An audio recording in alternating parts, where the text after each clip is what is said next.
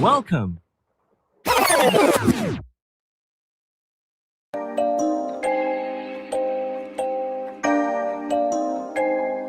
going harder again. Cool with setting my trends. I've been going in longer than minutes. I'm just grinding cause I'm focused again. Look, been a long grind, we still working for it. Now we hustling hard to time 10. Been killing verses on my IG, got them thinking they go again. So now we all up on the record preaching with a message trying to help them win. We showing love, gotta watch the ones who hating like that they ain't a sin. I'm about my business like a suit and tie, making moves without a tuxedo. I'm from Decatur with them dogs on your porch like their first name was Dino. Got a nice chick who love that green with it, boy she mean as ever, call her she go. I'm bullheaded, call me Taurus, nigga, I ain't lying, boy, like a Leo. My name is Cialis, or some Viagra, I'm going harder again. Never did trapping, I stuck to the rapping, I'm cool with setting my trend. We just keep going, just like infinity, praying it work to the end. Been me going in longer than minutes, say I'm just grinding cause I'm focused to get it. My name is Cialis, or some Viagra, I'm going harder again. Never did trapping, I stuck to the rapping, I'm cool with setting my trends. We just keep going, just like infinity, praying it work to the end. Been me going in longer than minutes, say I'm just grinding cause I'm focused to get it. Yeah, staying down for the come, grinding for my turn, never with the hate. I hit my mark like a lot of times with the play, I'm manning like I'm paid. This also standing on its own with it, yeah, my motivation levitated. I've been the truth since I was 12, mastermind the game like I'm Tom Brady. Like solar systems got a planet view, get panoramic through the pandemic. I'm wilding out like Nick Cannon, diamond steady, dancing, shining like a granny. I'm going hard, that's by enemies, I'm sure these handicappers couldn't stand it. I had to do it for my whole team and my close ones mixed with family. My name is Cialis, or some Viagra, I'm going harder again. Never did trapping, I stuck to the rapping, I'm cool with setting my trends. We just keep going, just like infinity, praying it work to the end. Baby going in longer than minutes, saying I'm just grinding cause I'm focused to get it. My name is Cialis, or some Viagra, I'm going harder again. Never did trapping, I stuck to the rapping, I'm cool with setting my trends. We just keep going, just like infinity, praying it work to the end. Baby going in longer than minutes, say I'm just grinding cause I'm focused to get it. I'm steady focused to get it. I'm steady focused to get it. I'm steady focused to get it. I'm steady focused to get it. Baby going in longer than minutes, I'm just grinding cause I'm focused to get it. Baby going in longer than minutes, say I'm just grinding cause I'm focused to get it. Harder again. We're setting my trends. It went to the end. Hey, I'm still going in.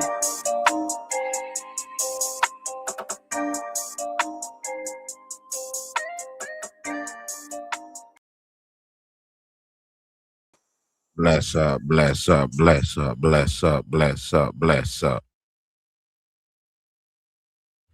Salute my good people. Salute my good people. How y'all doing today? How y'all doing today?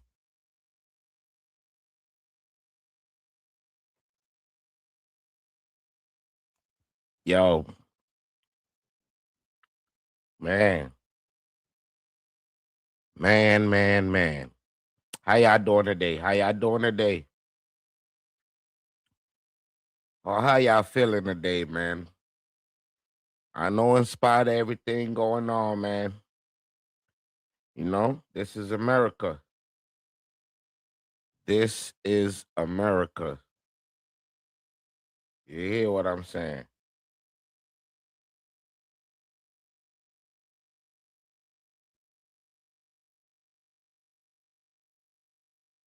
This is America.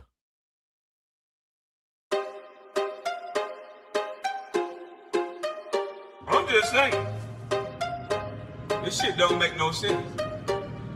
You talking about what white people should do? Man, $90 million could have rebuilt Black Wall Street, America, and every goddamn old thing else we wanted to do. So yeah, all you phony niggas who fucking with me, you niggas should be fucking with Patrice, McCullough, and Black Lives Matter every day. But you bitch ass niggas ain't gonna do that. Whoa, this is America. This is America. Whoa, this is America. This is America. Whoa, this is America. This is America. Whoa, this is America. This is America. Whoa, this is America. This is America. We appreciate people who make mistakes. This is America. We appreciate team pregnancy. This is America. A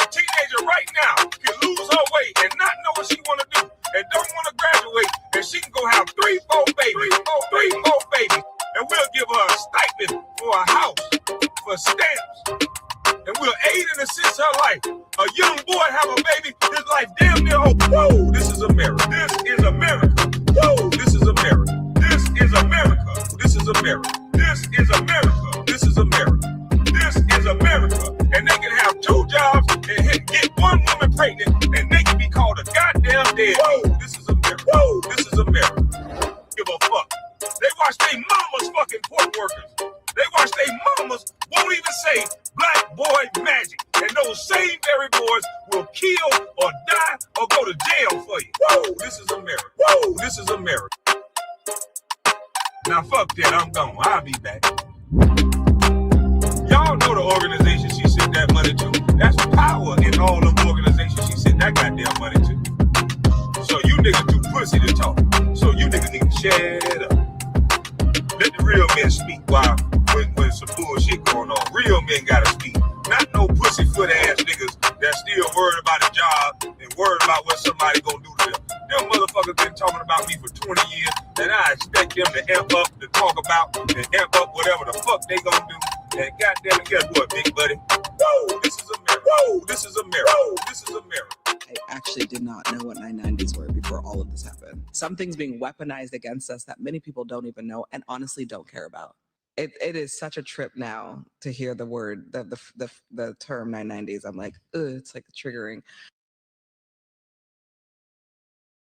This is America. This is America. I know y'all have been seeing the news that's going on, people. We're here to talk about the news that's been going on, people. We're here to talk about a couple injustices that's been going on around the world, my people. And I want to know how y'all feel about it. We're going to talk about it, and then we're going to open the panel for a little bit just to have a discussion about it. To say your opinion, speak on how you feel. And we're going to keep it like that, man. This is, it's different than, you know what I'm saying? This ain't the Saturday show, man. This is, we on serious time today. Man, my prayers go out to Carmelo Anthony and his family. Austin, his family. It's a tragedy in America. Nah, no fuck shit today. It's a tragedy in America, man. Well, you see how they do the young black boys in America, man. You see how it go. I know y'all been seeing what's been going on.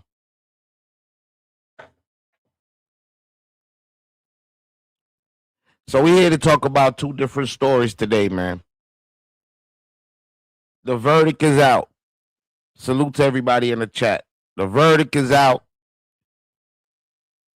You know Carmelo Anthony was found guilty of unaliving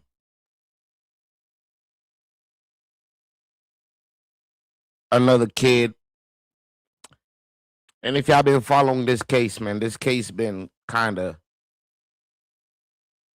I know a lot of people had hopes. I seen a lot of updates saying that he was going to be found not guilty. Man didn't stand a chance, man. The young man didn't stand a chance. He didn't get judged by a jury of his peers, man. You know what I'm saying? The system had to teach him a lesson. The system had to teach him a lesson. Yeah, he's been found guilty of unaliving Mr. Austin.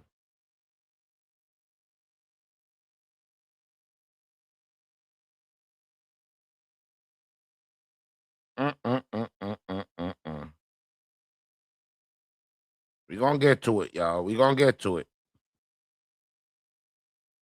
We're going to get to it. So, young kid, it's raining. Yeah, it's raining. Right? You got a young kid that potentially... Let's bring the story up. My good people. Let's bring the story. Let's bring the story up.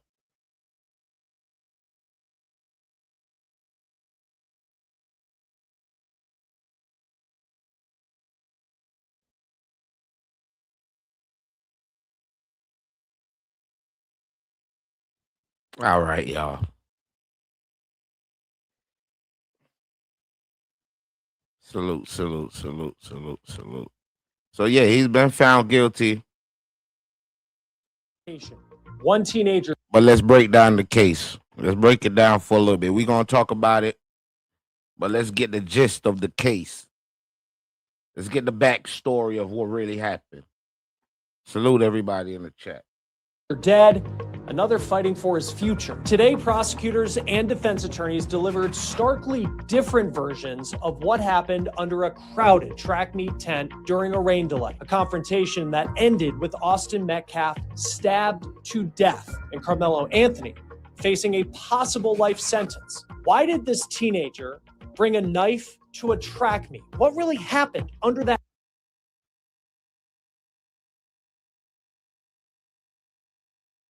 It's crazy. Young black man, right? Now, for me, I say,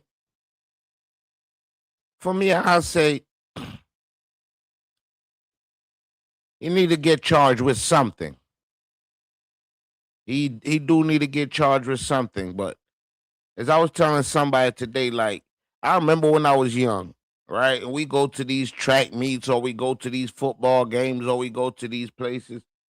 You know, sometimes ish pop off. You know, things pop off. You know, so sometimes you don't bring a weapon necessarily with the mindset of, oh, I'm gonna kill somebody today. You feel me? Sometimes you just you bring a weapon because you know what is going. Not that it's right, not that it's correct, not that it's right, not that it is correct. You get what I'm saying?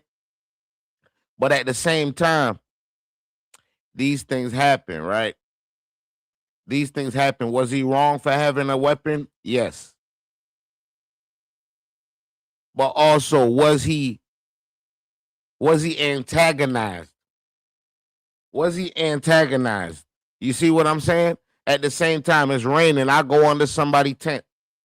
And somebody coming to try to bully me, and I'm giving them warning after warning.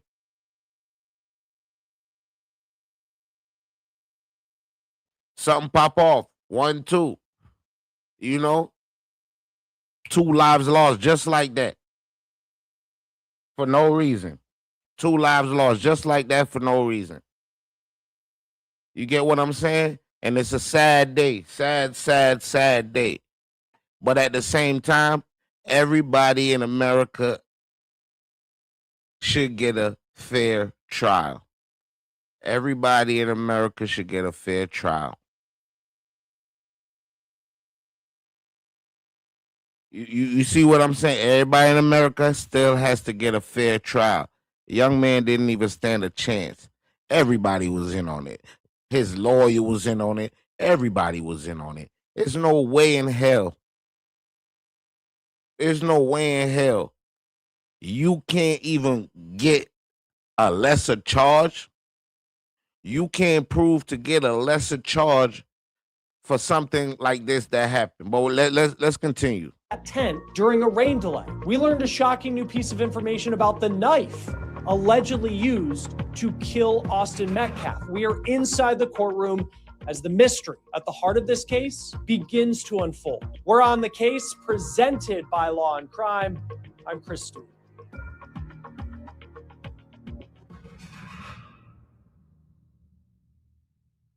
Before we get into this episode of On the Case, I got to talk. Let me ask y'all a question before we even continue. Let me ask a question. Do you think race has anything to do with this trial? Do you think race has anything to do with this case? Don't worry, that TS. We're gonna break them down, man. We're gonna break them down. All right.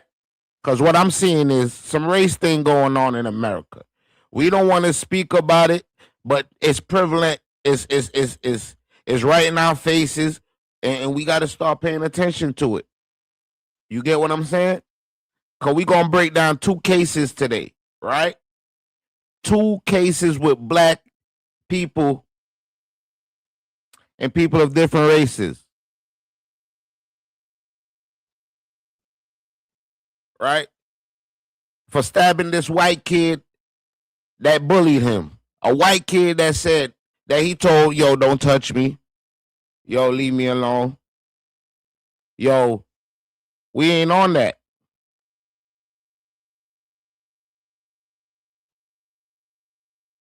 We not on that. So why would you not go tell the coach? Why you didn't go tell an adult to get this kid from under your tent?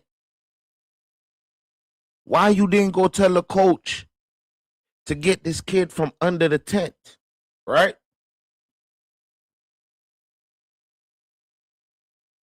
But that wasn't the case. This it's a horrible situation. Because Austin Metcalf lost his life. Austin Metcalf lost his life. And that's still sad. You know, I'm not here to bash a kid that lost his life. I'm saying that everything that transpired afterwards had to do with race. We can't let a black kid get away with this.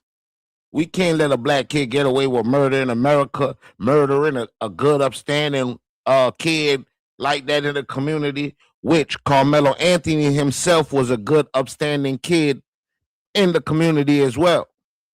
He's not a troublemaker. They can't prove that he's a part of any gang. He's in any wrongdoing. You get what I'm saying? A black kid with a knife. George Zimmerman chased a black kid down, killed him in cold blood, and got off scotch-free.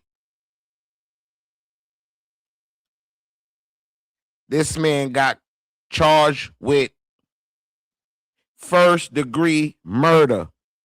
They charged this kid with first-degree murder.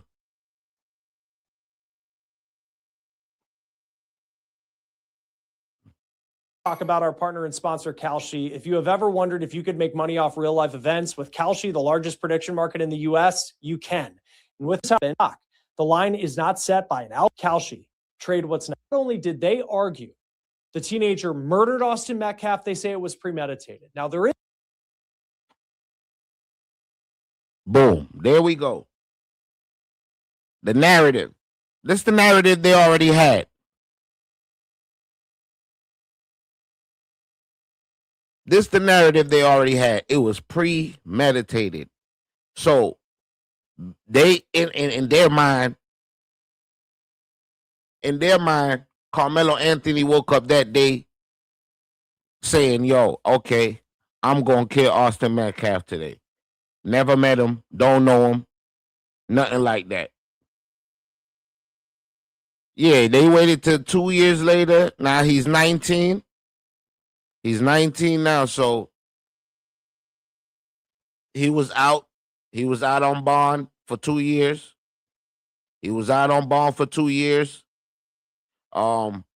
After today, they remanded him in custody. So right now, he's going through that process as we speak. And it's a devastating moment outside that courthouse. Because, you know, it's like they trying to incite a race war in America, man, because it's a lot of these things been going on lately, right? Where we see, in this case, a black kid do something. They gonna punish him to the fullest extent of the law. They're gonna punish him to the fullest extent of the law. They're not gonna give him a chance to have a life after this or to even make anything right after this. Never gonna give him a chance after this. The fullest extent of the law, he's gonna be prosecuted. Right? But we saw Mr. Rick Child that chased a black kid from a corner store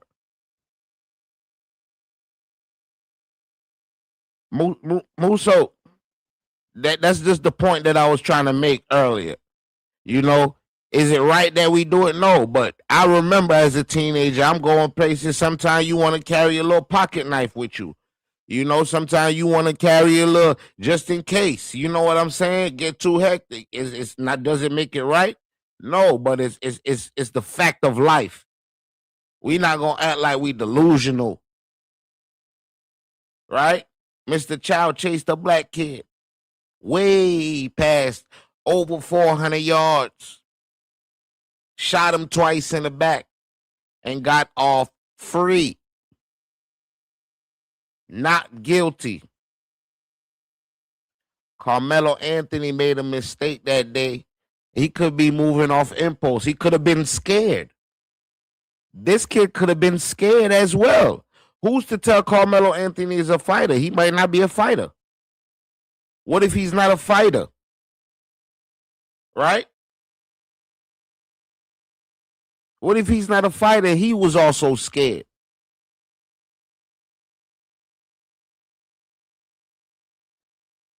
But they said that this is premeditated. It was They argue. Hold on, let me turn the speed up on this. You hear me? The teenager murdered Austin Metcalf. They say it was premeditated. Now, there is video of the alleged incident that was shown in court today. And Court TV's Cody Thomas is in the courtroom for us for this trial. He saw that video for himself. He's going to join me here in a moment to break down what he saw. Now, as a reminder, there are a lot of restrictions when it comes to how we are covering this trial because the judge has not allowed any cameras. Not to mention, the judge is a family friend. The judge is a family friend. This is the thing they don't tell us. The judge is a family friend. 3 black people.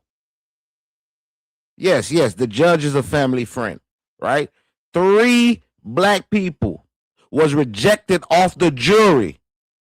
3 black people was rejected off the jury. Because why? Couple of them was also couple of them was also educators, right? They were educators. So at the same time, they knew about the school system. They knew what goes on with the school thing. They know how this shit go down. You get what I'm saying? They was rejected. They was deemed unfit to be a part of the jury. A black kid unalived a white kid. And they're going to have a jury full of nothing but white people, Asian people, Latino people. Think about what I just said. The boy was already behind the 8 ball. The boy was already behind the 8 ball. This is Texas we talking about. This is Texas we talking about. The defense was very shitty. The defense was very shitty. Thank you. Your first line of educators are the parents.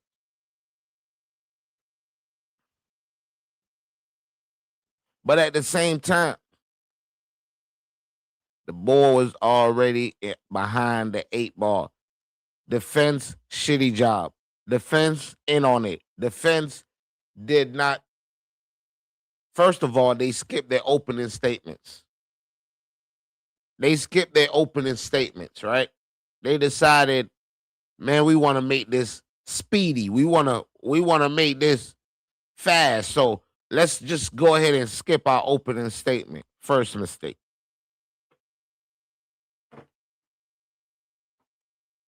First mistake.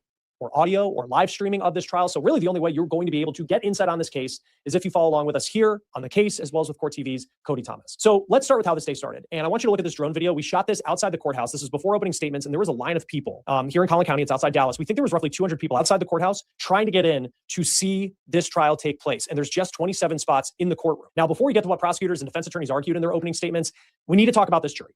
Look, let's talk about the jury, y'all. There is no question that race is one of the elements that has made this story the center of a lot of attention, on top of the fact that you have a young man who lost his life at a track meet. And the racial makeup of this jury is definitely something getting attention here. Now, this jury, it's 12 people. We're told it is made up of 3 Asian women, 1 Middle Eastern woman, and a woman of color. But reportedly, no African Americans are on this jury, and the rest of the jury is made up of white men. Now, according to local reports, 3 African American women were stricken from the jury, claiming they had bias in the case, claiming they didn't want to convict Carmelo.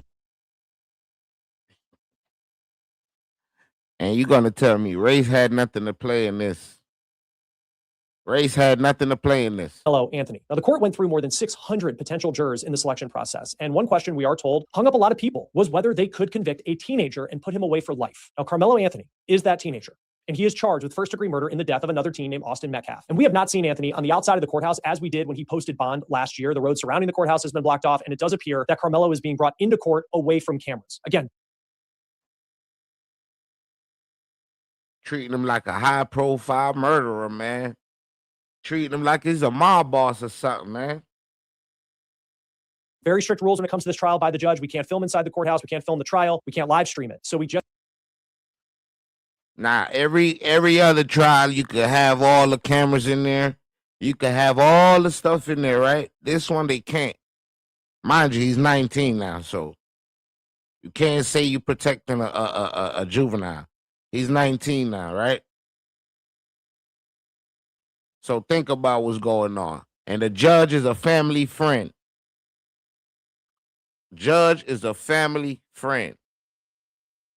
have the words of the people who are witnessing it for themselves, like Cody. Now, prosecutors dropped some new information today, and it's information we didn't know until the opening statements began. And before we get to that, I want to lay out for you the timeline. And I'm going to lay out this timeline using the perspectives of the prosecution and the defense. So all of this took place last year on April 2nd, and it was at a track meet for local high schools in Frisco, Texas. And you have Austin Metcalf's high school and Carmelo Anthony's high school. Those were two of the schools competing in this track meet. Everything changes when a rainstorm moves into the area, and it delayed this track meet. So everybody's going to maybe back to their bus, maybe they're going to a tent underneath, and Carmelo's high school did not have a tent. It's got to be a joke. It's not a joke because a kid lost his life, right? It's not a joke because a kid lost his life. Out of 600 jurors, right? Think about that. These three people.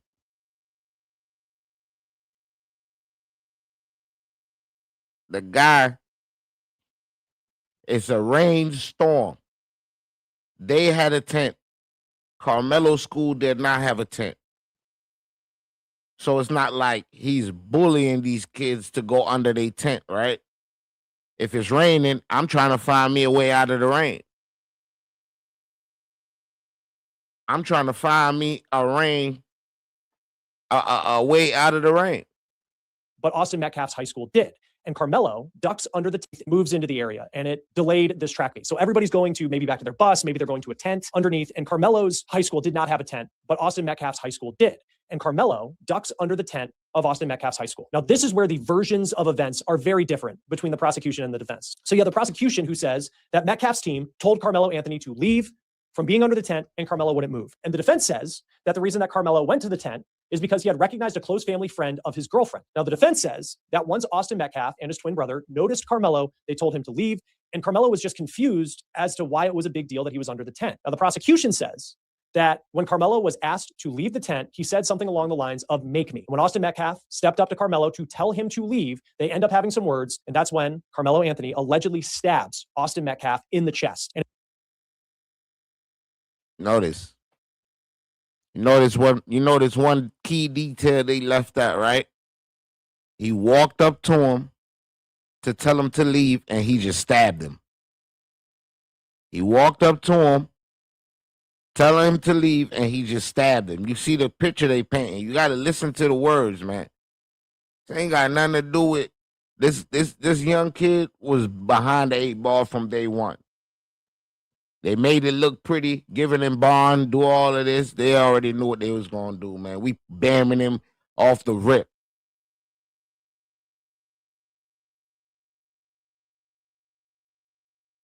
It was on the way with the second bus, but guess what? It wasn't there when the rain came down. It wasn't there when the rain came down. And even so what? They don't own the tents. If I decide I want to go under the tent, go tell an adult, let them come tell me to leave. Tell somebody in charge. The fuck you coming up in my face for? I'm just being honest. I'm just being honest.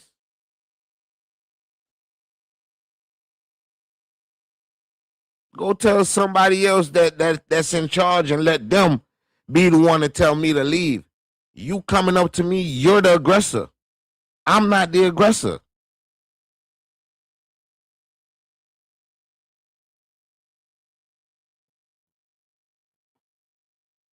I didn't wake up saying, yo, I'm going to go under this tent right now. Yo, I'm going to wait till it start raining. Soon as it start raining, I'm going to slip under the tent. I know he going to say something to me, and I'm going to just go ahead and unalive him. Don't work like that. Don't work like that. A big piece of information that is new information to us related to the alleged murder weapon. Prosecutors say it was a folding knife, and that knife was already opened. And they allege that the knife was ready, and they say that Carmelo Anthony was looking for a reason to use it. Here we go. Here we go.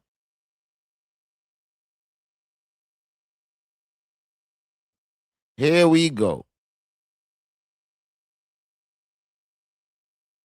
The knife was already open and he wanted to use it.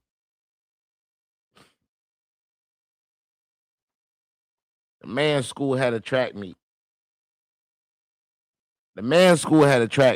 What reason can I be looking for to kill somebody at a track meet today? With a knife. Stop it, man. Weapon. Prosecutors say it was a folding knife. Black on black crime, that boy, man, go home, boy. And that knife was already opened. And they allege that the knife was ready, and they say that Carmelo Anthony was looking for a reason to use it. They characterize what happened as Carmelo baiting Austin Metcalf into a confrontation. Now, the defense side of it, again, very different from what the prosecution is saying. They are arguing that Carmelo had to act in self-defense. They say that Austin Metcalf was the aggressor. They say that Austin made the first physical contact with Carmelo, and Carmelo had to react in a moment of chaos, and he used that knife to protect himself. And I agree.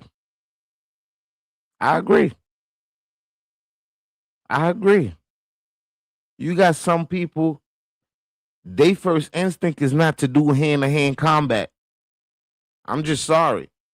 You got some people, as soon as you touch them, they grab a weapon and swing it at you. Not that it's right, not that it's correct, but it's some people that don't even know how to fight. Some people don't even know how to fight. Now it's raining, and I go under the tent. How am I baiting somebody into a fight when he's the one telling me I have to leave? How am I the one that's wrong when he's the one telling me I had to leave? And it's raining. It's not like it's sunny out there, and I'm just under here messing with everybody. I'm trying to get out the rain.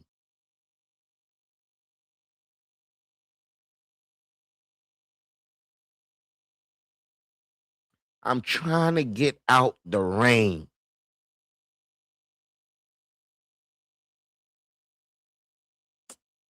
Yo, shit, piss. That's why I don't like talking about stuff like this, man. So after the stabbing, Carmelo ran. The prosecution argued. I don't be feeling how. I don't be looking at it how. You know what I'm saying? Like, the law is the law. I understand that.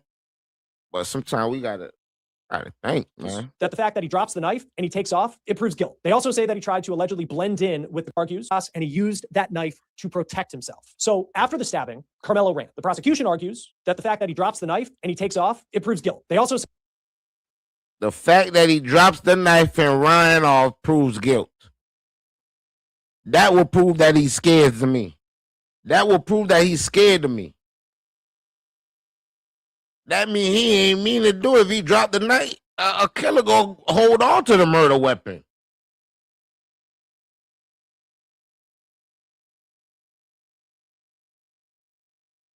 A real killer would have held on to the murder weapon. You gonna drop the murder weapon and run away for what?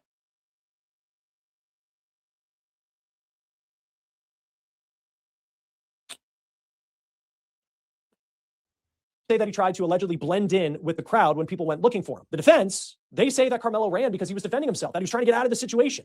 And they say that he went to one of his coaches until police arrived. Now, once police arrived, Carmelo is quoted as saying, quote, "I'm not alleged, I did it." And prosecutors say, Wow. I'm not alleged, I did it. Yeah, of course he did do it. But you think he said it like, man, stop, man. White folks kill me with to this. his coaches until police arrived. Now, once police arrived, Carmelo is quoted as saying, quote, "I'm not alleged, I did it." And prosecutors say that proves that Carmelo knew what he did. They also say that Carmelo said, quote, "I told him not to," when speaking about Austin Metcalf. And they say that also shows that Carmelo wasn't afraid for his life, that Carmelo, they argue, murdered Austin Metcalf. Now, the defense, they look at the sequence of events a little different. They say that the fact that Carmelo said, "I'm not alleged, I did it," that doesn't prove anything. And where's the evidence and stuff like this, right? They got everything else on camera. They got the alleged incident on camera. Why y'all making up all these other narratives? Why is all these other narratives relevant if y'all already have a videotape of the alleged incident? They say, if anything, it shows that he wasn't hiding the fact that he was involved in this altercation and that he had to do it because it was self-defense. Now, of course, a big question that was raised by prosecutors right out of the gate this morning is, I think, a question that hangs over this trial. And it's, why does a 17-year-old kid competing at a high school track meet, middle of the week, why does he need to bring a knife with him? And we'll talk about how the defense may address that in a moment. The defense, at the start of their opening statements today, they took the approach of trying to paint Carmelo Anthony not as a killer, but telling the jury that he's a good kid. This is a guy who was voted captain of his football team. He's someone who has never been in trouble with the law. He works multiple jobs. He enjoys playing chess. Come on. And he woke up one morning and decided, today I'm going to this track meeting. I'm going to unalive somebody. Captain of my football team, track team. Love to play chess, work multiple jobs. And I have time to think about, I'm going here this morning to go unalive a kid. Come on, man. Y'all speaking of things that y'all should have used. But it's okay. It's okay. It's okay. We're going to get through it. Enjoys going camping. They say that he is not the monster that prosecutors are alleging that he is. Now, witness testimony is going to be a driving force behind this trial. But also today, prosecutors showed... That's a fact, King Spectre. ...surveillance video of the incident. Cody Thomas of Court TV was in the courtroom today for all of the testimony. Cody, I know that there's a 911 call that was played that we'll talk about, some very emotional testimony there at the end of the day. But I want to begin right after opening statements. Surveillance video of this incident was shown. What can you tell us about that? Yeah, Chris, it was 5 different angles, surveillance video. It looked like the cameras were on like the light post inside the high school football stadium because they were very wide shots. So the first witness was a forensic video analyst who obviously went through and tried to enhance the videos. We watched the original videos first, and quite frankly, you really couldn't see much of anything. Oh, my God. Now can't really much see much of anything. We can't really much see much of anything.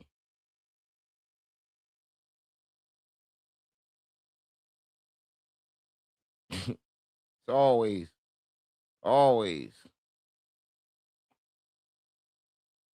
And then after a few minutes, we zoomed in. He showed all the enhancements, and he had spot shadowing and highlighting who we're supposed to be looking at.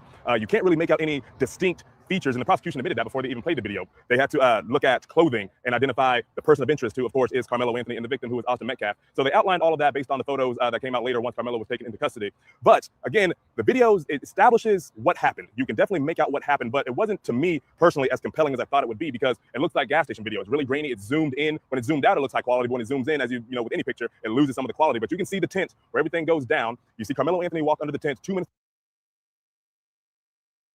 See Carmelo Anthony walk under the tent. 2 minutes. 2 minutes. Listen now, 2 minutes. You know, with any picture, it loses some of the quality, but you can see the tent where everything goes down. You see Carmelo Anthony walk under the tent 2 minutes before Austin Metcalf and his friends get to the tent. And then everything starts going down within 4.5 minutes. You see, just kind of some humanoid blobs under the yellow Memorial High School tent. And then you see one figure. All right. Case should have been over with right there. Case should have been over with right there. Right? One guy walks under the tent by himself, Carmelo Anthony. 2 minutes later, Austin Metcalf, rest in peace, and a group, keyword, a group of his friends enters the tent, and then it goes down. But Carmelo Anthony this was premeditated. Going down within 4.5 minutes. You see, just kind of some humanoid blobs under the yellow Memorial High School tent, and then you see one figure kind of really fast jolts to and from, which the prosecution was saying that was the initial push. They're not denying that Austin Metcalf, made physical contact. They admitted that there was a physical altercation, but that was the moment you saw the push. And then, of course, you see the 25, 30 kids start scattering throughout the bleachers, and then you see the person of interest again, Carmelo Anthony, running down the bleachers, running a ways away from where the tent was, out onto the track and into the arms of another coach, Chris. But again, the video, of course, establishing, giving us, painting a picture of what it looked like that morning. This all happened around 10:02 in the morning, right when the track meet was supposed to start. Just really giving us a scene setter. Hey, man. Exactly.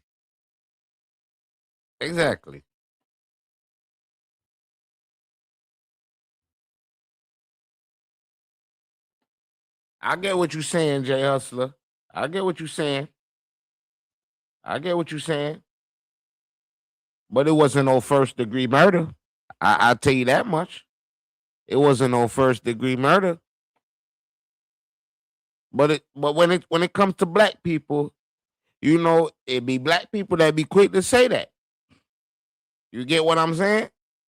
But at the end of the day, bro, it don't always go like that. The law not for us at all. The law ain't for us at all. Because you could do something right now in self-defense and still get charged for first-degree murder. And you're going to be like, yeah, man, I know I was right. I know what I did was right. But guess what? The law they going to use on you. The law. Just to allow us to understand what was really going down that day. And we don't have cameras in the courtroom, as we've said. I mean, and I know things got emotional near the end of the day. And we'll talk about some of these witnesses here in the moment, some of these coaches that witnessed what happened. They witnessed the aftermath. But what's the layout of the courtroom? Like, what was Carmelo Anthony's, what did he seem like as all of this was going on today? So I'm positioned right behind the Metcalf family. So it's a very small courtroom, Chris. Only seats about 60, 65 people. Each side, each family gets 15 people each. So that's 30. You have 9 of us media people. That's 39. And then plus court staff. So it's about 45 seats already taken up before members of the public can get inside, which they only allow for 25. I think the exact number this morning was 27 members of the public who are allowed to come in. But of course, you have the Metcalf family on one side, the Carmelo Anthony camp on another side. And I'm watching Carmelo during all of these videos, all of the emotional testimony from the different coaches and witnesses, because, at the end of the day, he stabbed a kid to death. Whether, it's proven to be self-defense, whether it's proven to be murder, whether it's manslaughter, you still took a human life. And I'm looking at him, and he was kind of stoic. He wasn't really. I agree with that. Still took a life. Emotional. He was watching the videos. He didn't turn away from the videos. But I'm looking at Austin Metcalf's family, and his father, is fully engaged in everything. But every so often, every 10 to 15 minutes, his father would just kind of put his head in his hands like this, and I'd see him nod his head no. Just, of course, overwhelming emotion there. But I'm looking back and forth, trying to gauge the dynamics between both of them, between the alleged aggressor and the victim here. And there was stoicism on this side, and clear emotion on the Metcalf side. I'm gonna tell you one thing I noticed.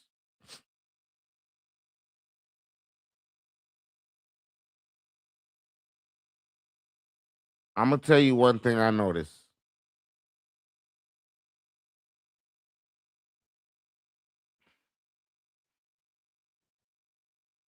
When it's a black person that defend themselves, right? When it's a black person that defend themselves, they always say they use too much force. Oh, the force wasn't equal to the force that was against you. You get what I'm saying? That's what they use.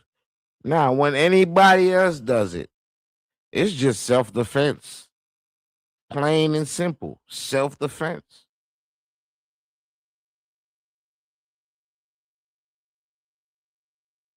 Plain and simple. It's a group of people coming at me under a tent, and I do something in the rash in the heat of the moment, something happening, somebody lose their life. Yes, I have to face consequences, but you're not gonna tell me this is premeditated. You're not gonna tell me this is first degree murder. You're not gonna tell me none of that. Not gonna tell me none of that. Expected. Yeah, I mean, you just think of the weight of everything we're talking about, and even the possibility for Carmelo Anthony that he could be sent to prison for the rest of his life. That's, and it's something where we cover these trials, and you just think of the weight of everything that's going on, and of course, for these families and what's going through their minds as all of this is going on. The testimony of some of the coaches who were there, who were witnesses, it seems like this is where things got really emotional today. What, as you kind of reflect back, and I know you just stepped out of court and you're probably still processing everything you heard over several hours, but I mean, when you think of the moment today of where things got emotional, what would be that moment for you? The moment for me, Chris, was we had several coaches and athletic trainers. They were all at the meet that day, all from different schools. Some of them, knew of each other just because coaches in the same district. All of them had different, unique perspectives as to what happened, how they participated in aiding Austin, where they were when they heard the commotion go down. But for me, Chris, it was this last witness before I came out of the courtroom now, a coach named Joshua Redmond, who was a defensive coordinator, a track coach, football and track that kind of coincide in high school sports. He was there at the track meet with Liberty High School, whose tent was only about 20 feet from Memorial High School, where the whole stabbing went down. And it was established at the beginning of his testimony that he was a 14-year combat Iraq vet, that he did 3 tours in Iraq, and he's seen death. He's a 100% disabled veteran. He told the court that he's been blown up 3 times, twice in a Humvee, once in a house. So he's seen, carnage before. Yeah. So he talks about he was standing there talking to another coach, and picture they paint.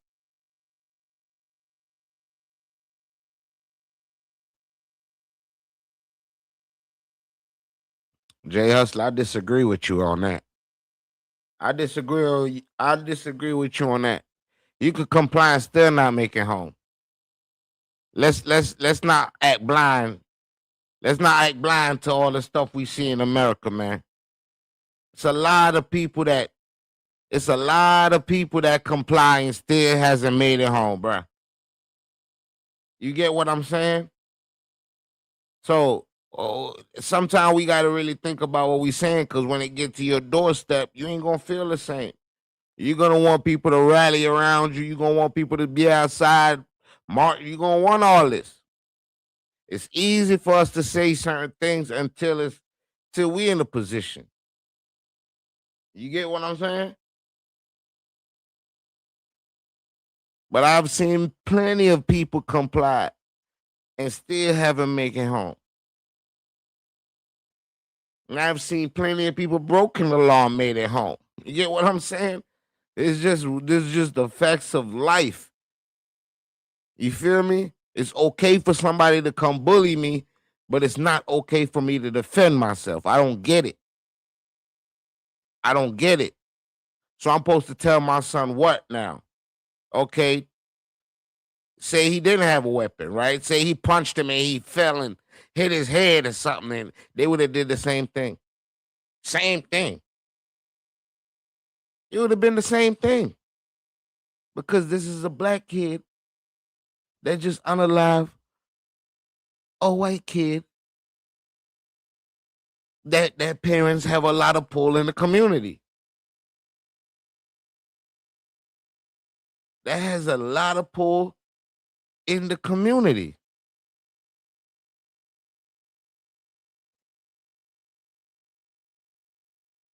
You get what I'm saying? The judge is a family friend. You made it home, but what about all the countless people that haven't made it home that we see comply? We gonna turn a blind eye to that because you made it home? I made it home plenty of times, but guess what? There's plenty of people that didn't, that I watched, did the right thing, followed every rule, followed every command, followed every directive, and guess what? Still didn't make it home.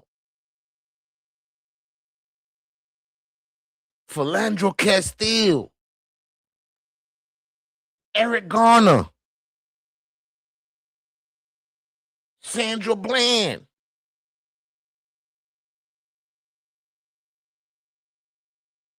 What are we talking about?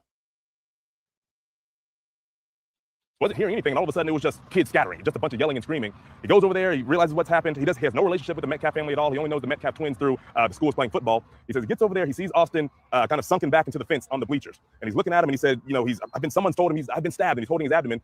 Coach says he looks down, he sees the blood coming through his hands, and he immediately takes his jacket off and starts, applying pressure to the wound. And he says he sees, the color draining from Austin's face, and eventually starts seeing his eyes roll back. All right. I want to compare this to something. Give me 1 second, y'all. Give me 1 second. Give me 1 second right now. I'm gonna compare this to something. I'm gonna show you. I'm gonna show you something. I'm gonna show you the difference with the justice system in America that we talking about.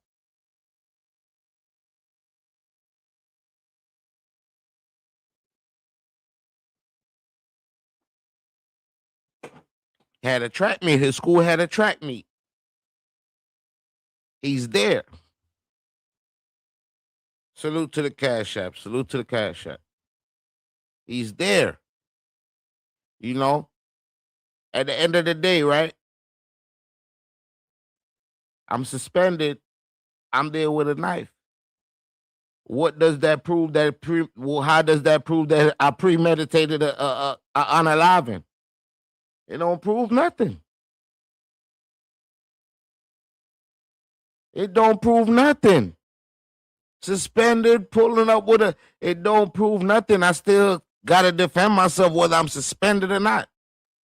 School gotta deal with that part.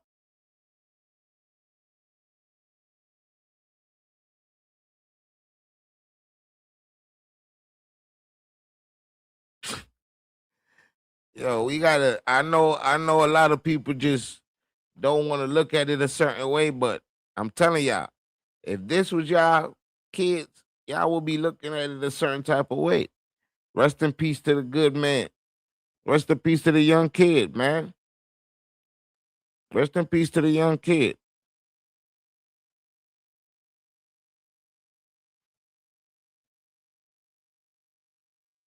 Okay, we gonna talk about Mr. Chow.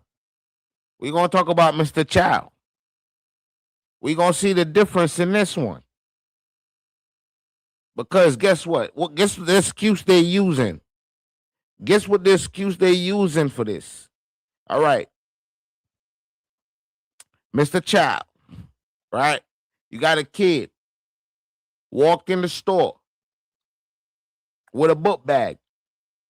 These Asian people asked him, put the book bag down. All right, he put the book bag down. He complied with the rule.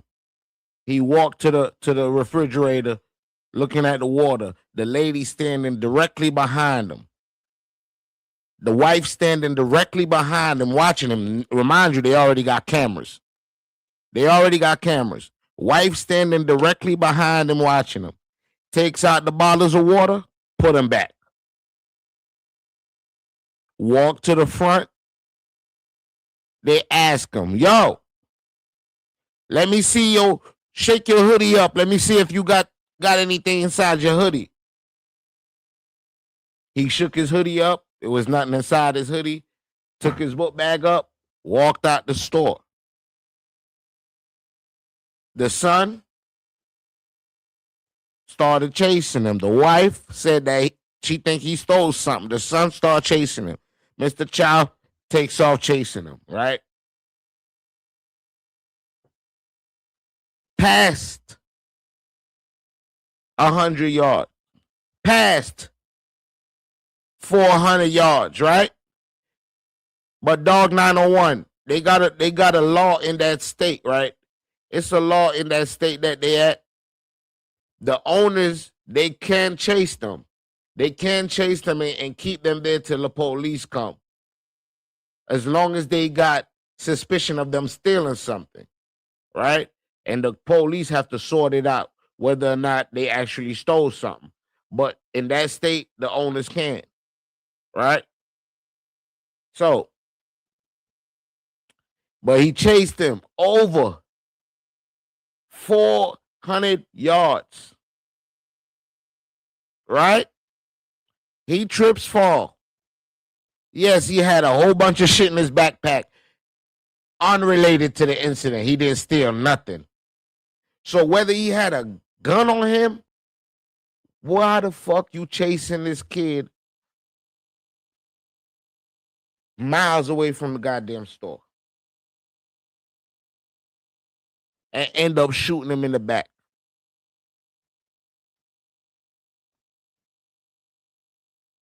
Did Mr. Child get premeditated murder? What did he take, Jay Hustler? I specifically just said the kid didn't steal anything. After the kid was found unalive, what did they find on him? Nothing that he stole. Nothing that he stole from that store.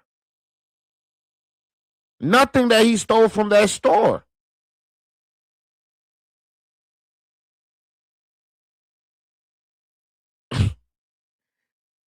He stole nothing from the store. He has no right. Mr. Child is also known for doing this.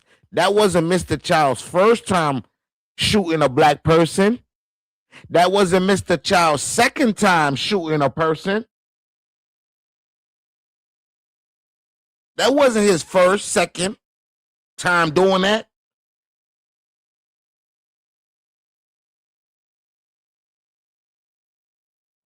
If you don't want to be around these people, move your business.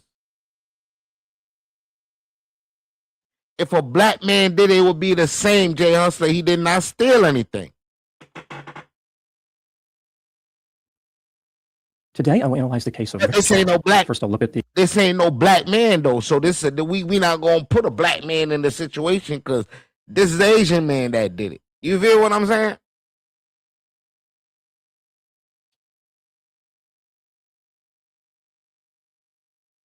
background of this case, move to the timeline of the incident, then offer my analysis. Chaki Rick Chow was born in 1964 in Hong Kong. He went by the name Rick. At some point, Rick moved to Louisiana and went to college. He married a woman named Alice. The couple went on to have 2 sons, Andy and Kenny. After graduating, Rick worked as a professor of computer sciences at a college in South Carolina. His wife, Alice, was a CPA.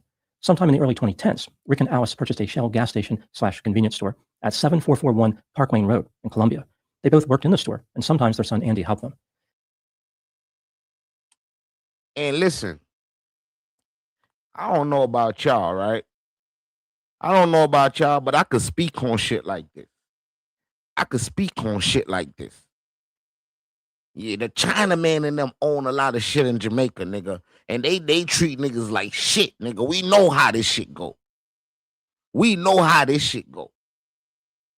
Y'all might be blind to a little bit of shit, but they don't like. Telling you that. And every time one of our kids get killed, it's a motherfucking excuse. But when one of our kids do the killing, oh, he wrong. He needs to get.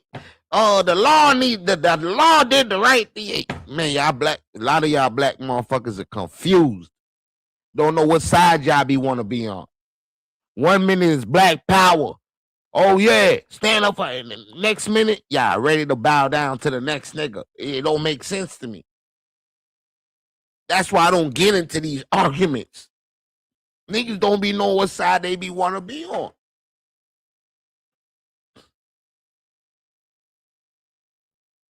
You feel me?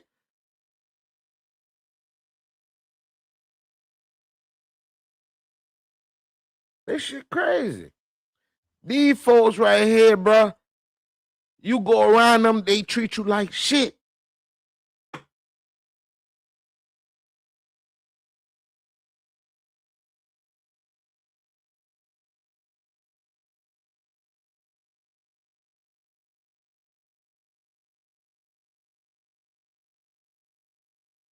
It's a fact. I seen a friend of mine today say, "Oh, I ain't boycotting the Asians." Cool, no problem. That's everybody got to carry their own cross. But then somebody asked her, cancel them for what? She said, "Oh, cause some black kid cause some black kid decide he want to go in their store and steal something, and now he's dead." I'm like, whoa, that's how you look at it? But you black? Nigga, you stupid. That could have been any of us going that store to go purchase something after work. A motherfucker harassing you like you in there to steal. It's nothing worse than you going in somewhere to buy something and the motherfucker standing directly behind you watching you. I'm putting that shit back to and I'm leaving. I'm putting it back to and I'm leaving.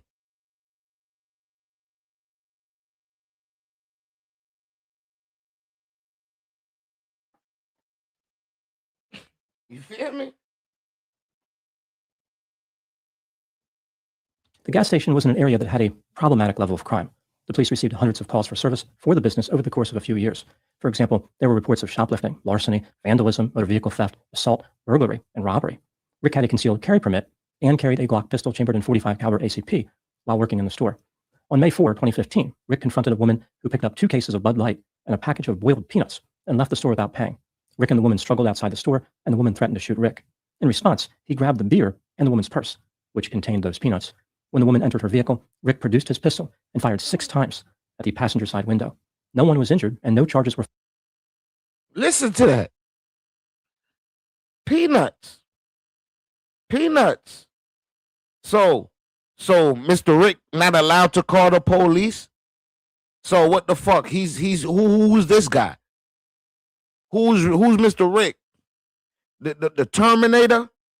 He's Mr. Rick the Terminator?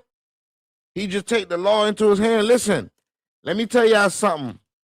Let me open y'all eyes. Y'all open a business such as a gas station, expect a lot of these things to happen. Expect a lot of these things to happen. People gonna try to steal from your store. People gonna try to vandalize. These what comes with this. That gives them the right to just take his gun out and shoot because somebody took a pack of peanuts. Yeah, I niggas is confused. Let me ask you something, Jay Hustler. You ever stole anything when you was younger from the corner store? In response, he grabbed the beer and the woman's purse, which contained those peanuts. When the woman entered her vehicle, Rick produced his pistol and fired 6 times at the passenger side window. No one was injured, and no charges were filed against Rick. On October 12, 2018, a man shoplifted a $6.49 can of oven cleaner. When Rick confronted him, the man assaulted him. Rick produced his weapon and fired twice at the man, striking him in the leg. Rick. On October 12, 2018, a man shoplifted a $6.49 can of oven cleaner. Jason, I want to say everybody did. A lot of kids go in the store, right? They'll take something up and you go in the store with your kid, they might take something up walking out, you know what I'm saying? So if Mr. Child can be trigger happy like this with his gun, why Carmelo couldn't defend himself with a knife?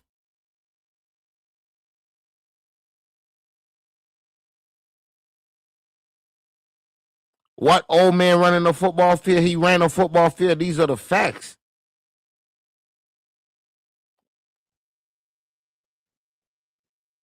Come on, man.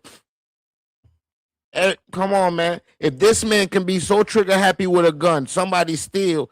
Come on, man. Y'all, yo, easy to beat, bruh. This shit don't make no sense. This shit don't make no sense. This ain't the first time an Asian done did something like this. And this ain't going for all Asians. I'm just saying. Some of them motherfuckers is just as racist as anybody else. And guess what? When it comes down to it, guess who's the most hated? If it's you, a Asian man, a Latino man, and a white man in the room, nigga, guess who they gonna team up against, nigga? The black man, nigga. You better get your motherfucking mind right out here, boy. Y'all better get your mind right out here, man. When Rick confronted him, the man assaulted him. Rick produced his weapon and fired twice at the man, striking him in the leg. The shoplifter survived and later pleaded guilty to charges stemming from the incident. Rick was never charged. Now moving to the timeline of the incident. On May 28, 2023, at about 8:01 p.m., a 14-year-old named Cyrus Carmack Belton entered the Shell gas station owned by Rick and his wife Alice. At this time, the store was occupied by Rick, Alice, and their son Andy, as well as a few customers. Rick was legally concealing his Glock pistol. Again, he had a permit. Cyrus did not have a permit to carry a weapon. He was only 14. Notice, they talking about the kid having a weapon when nobody knew he had a weapon the whole time. Nobody knew he had a weapon the whole time. He never brandished a weapon in the store. He never did none of that. What the fuck that got to do with them thinking he stole something from? This is what I'm saying. They always try to use other things to demonize the black person. Carmelo Anthony premeditated. The knife was already open. He walked under that tent with the intent to kill somebody. Oh, Mr. Child, he had a permit to carry. Anyways, this kid didn't have a permit to carry, so he shouldn't have. They didn't even know he had a weapon. He didn't use it in the store. He didn't try to rob y'all. He didn't do none of that. This is crazy. Yes, when the cops come and they catch him with the gun, they could deal with that part of the damn problem. The problem was they thought he stole something from the store, which was false. So let the law handle him being 14 with a gun. Let the law handle him being 14 with a weapon. What that got to do with Mr. Child? What that got to do with me? What that got to do with anybody else? I ain't see him take it out in the store. I ain't see him pointed at nobody. If that's the case, they would have shot him. They would have shot him, unalived him right there in the store. So you mean to tell me y'all knew he had it, but he ran? Stop playing, man. Y'all got to stop it. Y'all got to stop it, because even when we run away from the problem, we could still end up being unalived. So even when we face the problem head on and defend ourselves, we still get the shitty end of the bargain. Y'all not seeing what I'm saying right here? Run away, die. Stand and fight, jail. Nigga. You just another nigga, bruh. No matter how much you try to do they talking point, but you're just another nigga.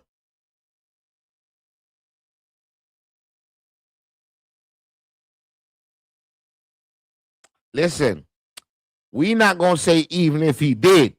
He did not. We not gonna say even if he did, because he did not. That's the point.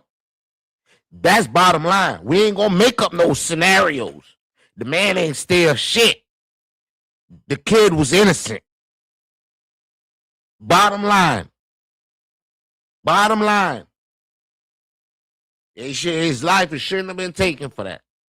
He was not even eligible. Despite this, he was carrying a firearm, specifically a Taurus semi-automatic pistol chambered in 9mm Luger. Concealing this weapon constituted a criminal act. The weapon was loaded, and there was a cartridge in the chamber. Cyrus did not have any money, and his book bag was empty. It's not exactly clear what Cyrus... Yo, you know what triggered me with... Well, let me not say trigger me with this story. You know what's crazy about this story? They said the man's book bag was empty, right? But the witness, Child, and his son said that while he was running, he was steady throwing stuff out of his book bag. Which one was it? Was his book bag empty, or did he have stuff in his book bag that he was... I stopped playing with him. Intended to do in the store, considering how he did not have any way to make a purchase. Right as Cyrus entered, Rick's wife Alice asked him to put his backpack down, which Cyrus did. This was not unusual treatment. Everyone who entered was asked to do this. Cyrus then went over to a cooler containing water bottles. Alice was watching him the entire time. She was not particularly... Look where she's standing at. Look how they treat us.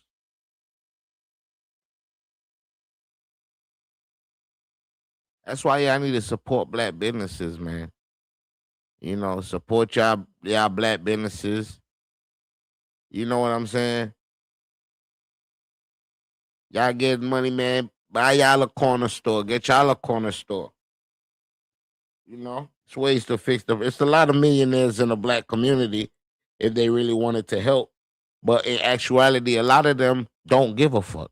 Once they get that money, nigga, you just another nigga to them too. I'm telling you that. Or once they want to fit into a certain type of group, you just another nigga to them too. Them the type of niggas that sell their own family to fit in with the white man. I'm just keeping it 100. I'm just keeping it 100. You know what I'm saying? I don't get into these type of talks because, you know, I was raised a little different from everybody else. Yeah, I'm a foreigner. Yeah. I know. I know.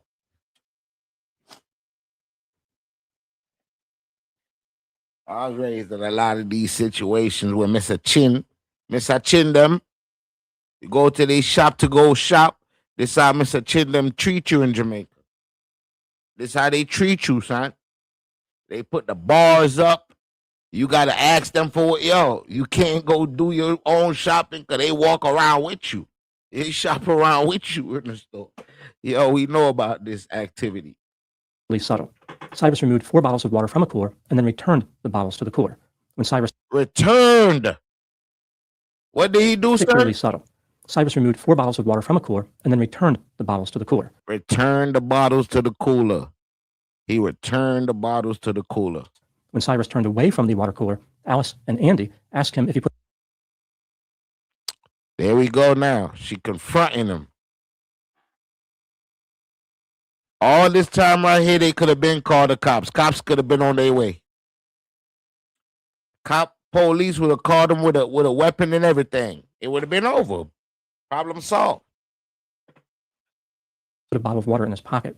Cyrus denied stealing the bottles, picked up his backpack, and exited the store. Andy exited the store and pursued Cyrus, believing that he had committed a theft. Rick was not part of the confrontation. He was not trying to figure water in his pocket. Cyrus denied stealing the bottles, picked up his backpack, and exited the store. Andy exited the store and pursued Cyrus, believing that he had committed a theft. Rick was not part of the confrontation. Look at the aggression. Look at this shit. All right. Look at this. Yeah. Oh my God. Facts.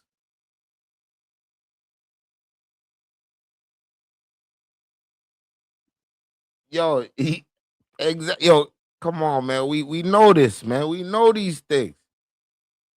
All right, check me out, right? They gonna go run, chase this kid. Notice it's a black guy right here. They gonna leave this other guy in the store to chase a kid over some water, while somebody else could be robbing and taking whatever they want out the store. Like, this shit don't make no sense. You chasing a kid over water, but leave all your other merchandise unattended. Come on, bro. Is it that serious? Or did they premeditated some murder this day? Did they want to catch a body this day? How we feel about that? He was not trying to figure out if Cyrus had stolen anything or not, but he also exited the store and pursued Cyrus. The men chased Cyrus on the gas station property, then onto Spring Tree Drive toward an apartment complex. When the men were almost 400 feet from the How many feet? How many feet? Gas station property, then onto Spring Tree Drive toward an apartment complex. When the men were almost 400 feet from the gas station, Rick produced his pistol. You know why I think the kid ran? You know why I think the kid ran? Because guess what? If y'all come over here and pat me down, y'all will find a weapon on me. If y'all come over here and pat me down, y'all will find a weapon on me.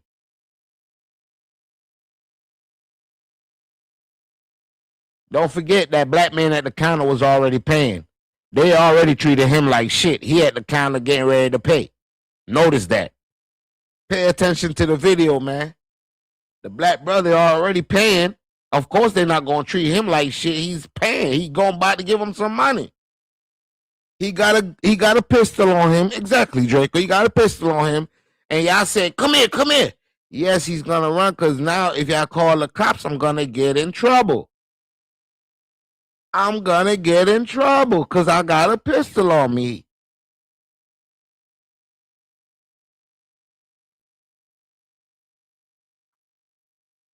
I'm going to drop this link soon, Jay Hustler. I really want to chop it up with you, man, because I want to know. You ain't did no bullshit when you was growing up, bro? You think you was supposed to die for any of the little bullshit you did when you was younger? You know how many dumb shit we done did when we was younger, bro?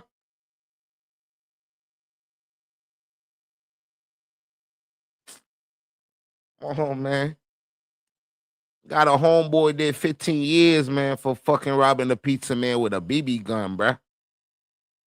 BB gun. BB gun, he got 15 years behind that. I'm just trying to show you, like, yo, we did a lot of dumb shit. What people did, a lot of dumb shit when they was young. But look where the store at. Look where they chased him to. Look where the store at. Look where they chased him to.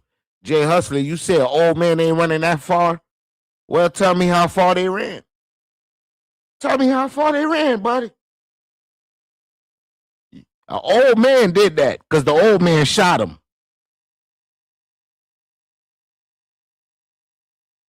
So the old man was obviously keeping up with the son. About to drop it in a second. Pistol and shot Cyrus in the back, killing him. After this, he performed CPR on Cyrus until emergency responders arrived. At the scene, both Rick and Andy told the police that Cyrus had produced a pistol and pointed the weapon at Andy. This is why Rick fired. He was provoked. The police located the Taurus pistol near the body of Cyrus. Despite the appearance that the shooting was a case of legitimate self-defense, the police believed that Rick murdered Cyrus.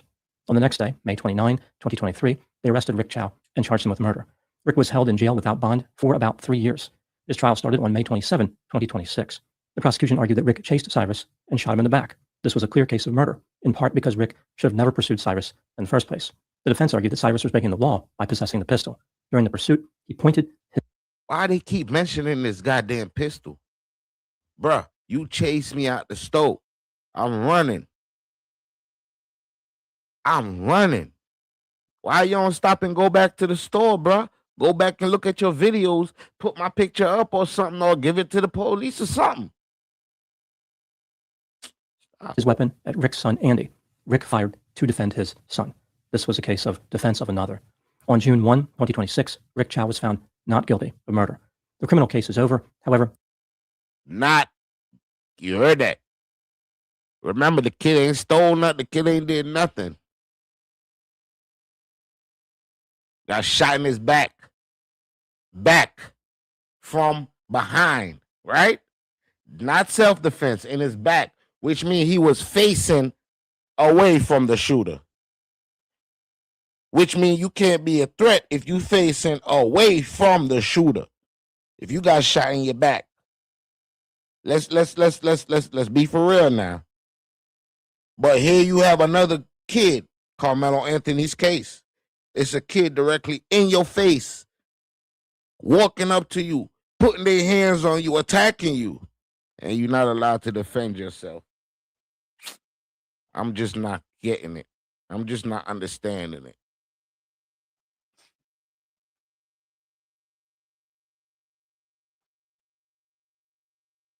I'm just not understanding it.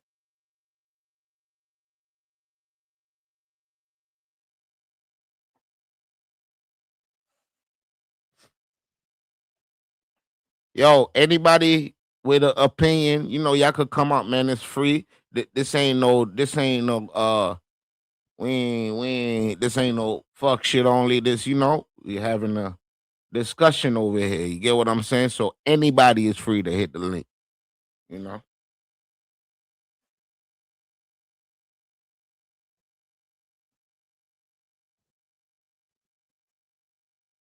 But this is what I'm saying. Is racism playing a big part in a lot of these things that's going on?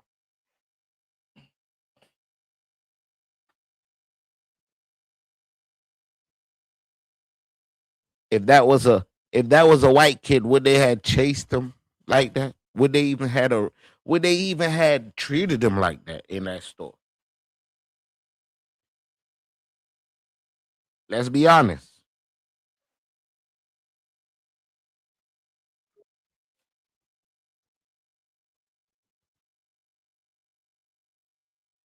Got Jay Hustler in the building. Jay Hustler, what's the word, man? Yo, what's happening with your pimp? Chilling, man. What's the word? Can you hear me? Yes, sir. Oh, okay. So I don't know hear you if loud it's and a clear. delay in the chat. Yeah, Say it's like- a delay, man. It's also like that in the chat too, because the things I was speaking on, you talk on it kind of later on, but we was Okay. pretty much on point as far as with the thing with the what's to do with the child situation though. But my thing is, I was really saying, I think the son shot oh boy, because ain't no man gonna run no football field. His son was faster than him. The son shot him, and the son, I think the dad took the charge for him. That's my person. That's me allegedly. That's my opinion. That's the way I'm saying it. I'm thinking the son ran him down, shot him in the back, and his son and his dad took the charge for it. That's just my opinion. That's all I'm saying about that. Now the Carmelo situation, why he had to bring a knife on the campus and stuff like that. That's what you was stating too earlier about the laws and stuff like that. Everybody want to have this fake outrage and all this other shit when common sense is just really common sense, because Texas don't play about that self-defense type shit anyway, even though you can walk around with open pistols and all that shit. That is straight facts. Now, they got to be proven that you was under immediate threat in order for you to fight, let that thing ring and hit and go after somebody. But it has to be an intimate threat. Now, in his situation, he was over there on their campus up under their tent, if I'm not mistaken. So, I mean, if we all followed the case, then, we seen how it was from the start. Okay. All right. And I'm not sitting here throwing on, and for the ones that's all in their feelings and with the chat, I don't give a fuck about none of that shit. You know what I'm saying? So, it's whatever in their feelings, because you know what? I made it a statement. Black women still gonna do business with the Asians. They're still gonna get their fucking hair done. They're still gonna get their feet done. They're still gonna get their nails done. It don't even fucking matter. They're still gonna do business. All we got is a bunch of emotions and feelings out here in these streets. Don't nobody give a fuck about nobody that get killed. Guess what? And next week, everybody gonna forget about this shit. So we can have all this fake fucking outrage all we want to, but we know black people ain't gonna do a goddamn thing, because all we did for the last 50 years, we march, we preach, hands in the air, and all that shit. What has we got done lately? And another point I want to make, I'm not with the fucking black culture, so miss me with the bullshit. And I'm not speaking for to use specifically, but I'm just speaking for anybody that's in the chat. I'm not with the black culture, bro. I'm with black people that's aligned with me and thinking the same thing the way I think. All this other fake outrage and shit just because a nigga black and he do it. That nigga, he got totally different ways than the way I handle shit. Yeah, no. You made a statement in the chat. I'm sorry. I want to get everything. I want to get everything out while I'm thinking about it. No, I ain't stole nothing out the store. Okay, we found a little hustle. We was out there. We had a 2-parent home. The parents, father showed us how to go out there and get money and make money of our own and stuff like that. We're going to stuff. We couldn't afford it. Shit, take our ass on, because we know what we got. And if we got goddamn stole something out the store, we was going to get an ass whooping by the whole fucking community. But a lot of people can't speak towards that, because there's a lot of single parents that's out here raising beta soft ass niggas. So, that's another topic. But hey, I'm here for it though. I'm here for all the bullshit. But at the end of the day though, bro, I don't give a fuck about none of that shit. Now, a lot of shit I was saying, I was lining with you and agreeing on, but why is it normal a 14-year-old got a goddamn pistol when he run? Of course, we see some drop. Let me rebuttal some of that. Okay, my bad. I'm chill out. I'm my bad. Goddamn. First of all, right, a lot of kids in school have weapons, bro. A pencil is a weapon. A pen is a weapon. Yep. You see what I'm saying? So he could have stabbed him with a pen. He could have stayed. It's the same thing. Him having a knife on campus, what does that got to do with somebody goddamn attacking you and you defending yourself? You feel me? You can't demonize him because he had a knife on campus. You know how many other kids got weapons on campus that ain't never got caught? We got Trace Spectors in the building, by the way. That ain't never got caught. A 14-year-old got a pistol. You trying to tell me, Jay Hustler, you ain't never sold no drugs. You ain't never did no. But I was raised in a 2-parent household, but guess what? I still stole from the goddamn corner store, bro. That don't mean nothing. I'm talking about dumb shit we did as kids, bro. Our mind is not developed I yet. did a whole lot of dumb shit as a kid, but I'm saying stealing stuff out of the stove was something I never done. I mean, I can't speak like for the other crazy shit. Yeah, I done some stupid shit as a child. I'd have been the child, yeah, of course. But I'm just saying, when you talk about the minority and stuff like that, though, pimp, I mean, that doesn't align with everyone that's, you know what I'm saying? Some people grow up being fucking pedophiles and shit. Others just like think that that's just the worst thing on the earth. But some It people got is. their preferences. That's what I'm saying. So I ain't stole nothing. I never had stolen anything. But I'm just saying that was just my preference of it. And the way I look at on the optics that I'm looking at it of, everybody's not really aligning with all that. You see what I'm saying? And it's a few that have. Yeah, I agree.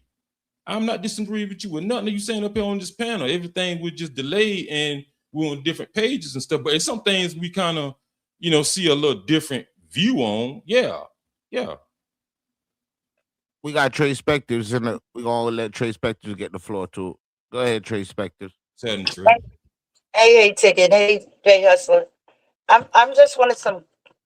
Can you hear me? Okay. Yeah, we can hear you loud and clear. Okay. I just want to get some clarification, Jay Hustler. Now, I was the one that had asked you about black women and what they had to do with it. Yeah, I So, responded. okay. So, am I the motherfucker that you're referring to? Because No, since man. when did we have a discussion? No, I ain't coming up with nobody and no. Trust me, if I would say names, but I'm not sitting here saying you specifically.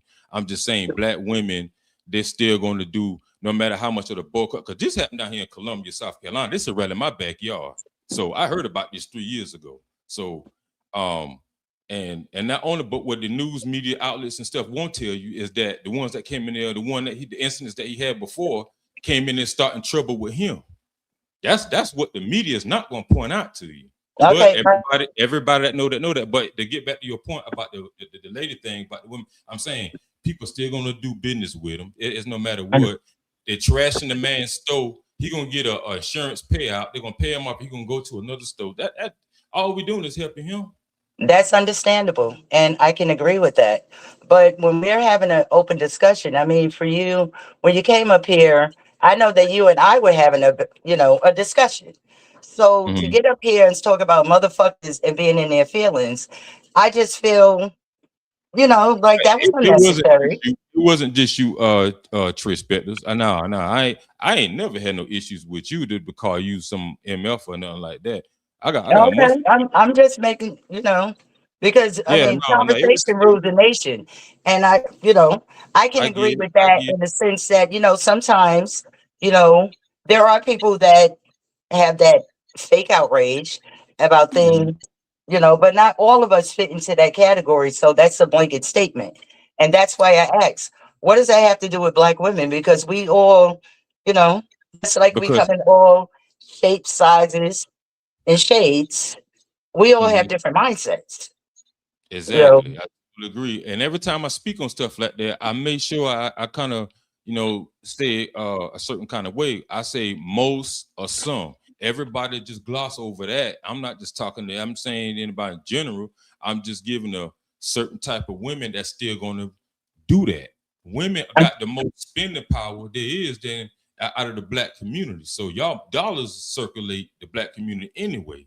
So that's absolutely. So y'all still when I say y'all, I mean some, most, several. No, and I'm not even taking I'm not even taking it that way. But all I know is that I don't know who else was saying anything. I know I specifically asked you what do black women have to do with it. And when you came up here, you came in hot, and I just took exception to that because I just asked the question. No, it wasn't you, Trish. It wasn't just you that was in the chat.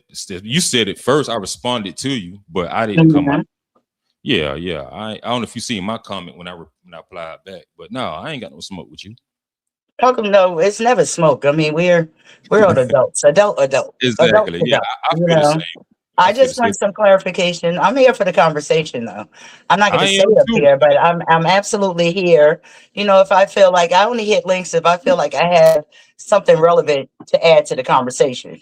I feel like you have plenty to add to the conversation. I really like the way you open up your mind about some things. A lot of things we ain't going to agree with, and a lot of things they're definitely going to agree with. The hell I'm saying, because I don't think like everybody. Everybody flow with the popular opinion. I don't. I go against the grain. But absolutely. Yeah, I absolutely agree with that because I know I'm an individual thinker, you know, contrary to what many may like to believe. You know, we all on here cutting up and acting a fool, but I think that there's some critical thinkers on here. I know that I'm one of them, you know, and there's a lot of us here. So, like I said, a conversation can always be had. I'm always willing to have it. You know what I'm saying? It's just other Mhm. just you know what I'm saying, they just prefer to talk shit in the chat or whatever. But I don't Yeah, ever, you know what I'm saying? I don't lose no sleep over this shit at the end of the day. absolutely. You know I'm, what I mean? I'm with you on that, brother. Perspective, everybody I rely with or just kind of conversate with throughout the daily, a lot of them don't really think the way other people may think on this topic. They're saying the same Mhm. thing I'm saying, and others do have the other perspective on a lot of situations on this case. So this is really a hot trending topic. Everybody's talking about it. Everybody got their different points of views. But for one to get kicked in the ass every time he think differently, oh, it's a problem. But I'm looking from the opposites of you got the law and you got what you can do or can't do. If somebody come in Meal Ticket studio right now and snatch his monitor, his keyboard, and run out the door, Meal Ticket ain't gonna run after him. And He guess ain't what? wrong. He ain't And wrong guess for what? not doing Okay, it. no problem. Right. And guess what's gonna happen, Jay Hustler? Mhm. I run after him and shoot him in the back. They gonna say I should have stopped and called the police. I'm telling you that right now. And that's I agree. Shoot him in the back with something. I kind of, because if anybody else you shoot in the back, that's already you know what I'm saying, they're already defenseless. Somebody could come and run in your house, take everything and run away out the door. You shoot them in the back and they fall out your door. Guess what? You going to jail. And as fucked up as the law is, that's the way it is down here in the South. Somebody could come in and rob your house and run out the door. You shoot them in the back, you fall out the door, you hit with a goddamn murder charge. So why is it okay for Mr. Child to do it? That's all I'm saying. And get off. I got the same ticket. I'm thinking this, but my thing is, I'm saying the same thing you saying, but on the flip side of that, why does a 14-year-old has a gun? Everybody on a different page on that. Everybody just missing over that. I mean, all right, let's focus on the gun. What the gun has to do with anything? Did he use the gun in the store? I think the son ran him down because that man too old to got to run a goddamn football field. Yeah, we gonna walk it down. Even if the son shot him, the son was wrong too. He couldn't justify him by shooting in the back. But I think from the previous situations that this guy had, it just been an open and shut case. And not only profiling is weird. It is. He going there with loose hair and on the hoodie, and you know, get mad at me about it all they want. But I'm gonna show you something right now, right? But the guy that was standing at the counter, Georgia got stand your ground law, right? Georgia got stand your ground law. And what state? You point a gun at me right now, and I go get my gun, and you try to run away with your gun in your hand. No, and I that's shoot you? premeditated for you. No, how? Because you had to go back to think about to get it. Okay, no problem. If I have my pistol on me and you pull your pistol and try to run away, and I pull my pistol out and shoot you in your back, you think they're gonna say that's self-defense? No, they ain't gonna say it's self-defense. Depending what lawyer you got, they say it don't matter if you got a gun or not. I don't know. It all depends on the lawyer. Now, if the kid had a gun, he didn't do nothing in the store with the gun. That's all I'm saying. And I stated earlier, the boy didn't even steal anything. He took 4 water bottles, put them in the hood, and he put a rat back. Why he did that, I had no earthly idea. But everybody goes in the store without money. You got Apple Pay, you got Google Pay, you got all this shit on your phone. So I go in stores and pay for shit all the time without no money. I'm known for. I mean, I don't carry cash like that. So I go in and use my phone for a lot of purchases. And you know, they couldn't justify none of that neither. But how he just gonna, you know? Why would you go in the cooler and just take all the bottles out and just put it back? And then you already raised suspicion. Can I just insert something? Go ahead. Okay, go ahead. I don't want to cut either one of you off. I want you to finish your point, Jay Hustler. No, you go ahead, Trey. I absolutely don't agree, and I don't understand why a young child, what was he, 14 years old, would walk around with a gun. Okay, I see your point on that, but all of these scenarios is not what happened. That young man, even if he had a gun, did he point it at those people? Did he try to shoot them? If he had a gun and he planned to do anything with it, why would he retreat? Right. Once he starts running and they chase him, and then they wind up shooting that young man in his back. That's I right. mean, there's a disconnect there, as far as I'm concerned. Yeah, I feel. But did they also y'all seen the post where they also showed where he had a post on Instagram or on social media where he showed the gun with the infrared beam, the one he used Okay, with the Chucky outfit. Yeah, but he on used that it. But particular day, that doesn't help his case neither. I right? mean, But on that particular day, what that did was the that young same man day. do? Say that again, Fish Petters. I said, on that particular day, did he take that gun that he may have shown on Instagram or wherever and turn around and point it at those people, or did he run from them? You Well, know, we never. I I'm not mean, making excuses for this young man. People do a lot of stupid things Right. you're online. right. You're But right. that same gun that he posted on Instagram, clearly he wasn't ready to use it because he ran. If he had a gun, he was running from those people. Correct. Them shooting him in the back, I don't see how that's justified, regardless of what he did, what post he made online. That young boy did not deserve that. I just don't see. We can't conflate the two. No, we really can't. But we can't also justify one case without bringing up the other because I mean, in the other case, if you get shot in the back or any other state or any other place, you can get charged with murder or manslaughter or some kind of depending how the judicial system want to act. You know, we're just not gonna sit here and act like they got their own little flaw they pick and choose. But Mm-hmm. how do we make this normalized like as if it's right for a 14-year-old to carry a firearm? And my son is 15. He go to the store right now. He ain't got no gun on him. Well, How you know that? But Jay, we're actually. I'm not agreeing with that. I've already said that. I don't agree with that young man walking around with a gun. I don't even understand that logic. but let me ask a question. Your son go to the store right now. How do you know he has a gun or not? Oh, I trust me because he already know. I just know he ain't got no gun. He ain't even the type that in that life. He's totally straight. Jay Y'all Hustle, see you know me white call kids. him lame or whatever, but he ain't one of them type of nigga. I make sure that nigga he better be straight. You know white He folks gonna, take and their guess kids what? If you shooting. go to jail, no ticket. If you go to jail for stealing, his ass sitting overnight, maybe two. Because you're gonna learn your lesson. Well, I ain't teach you to do none of this shit, but that's the way I've been brought up. That's the way I'm teaching my sons or my kids to be. You see what I'm saying? So I can't justify what another parent do to their child. And that's Can I just play? I'm sorry to cut you off, but can I just play devil's advocate? Who's to say that his parents justified that? Right. That's all I'm saying. well, I mean, shit, that is a good question. Why would he be on social media flashing the gun? I He mean, don't if be he around our with kids him, I 24. would know my son got a firearm in my house, or not because I know where to look. Because I done been there, I done that, but I wasn't as reckless as these new gens are doing That it now. So yeah. Okay, so you proved my point. You said when you was young, you did it, right? No, I ain't robbed nothing. No, I ain't stealing but no you had a stove. pistol on you when you was young, right?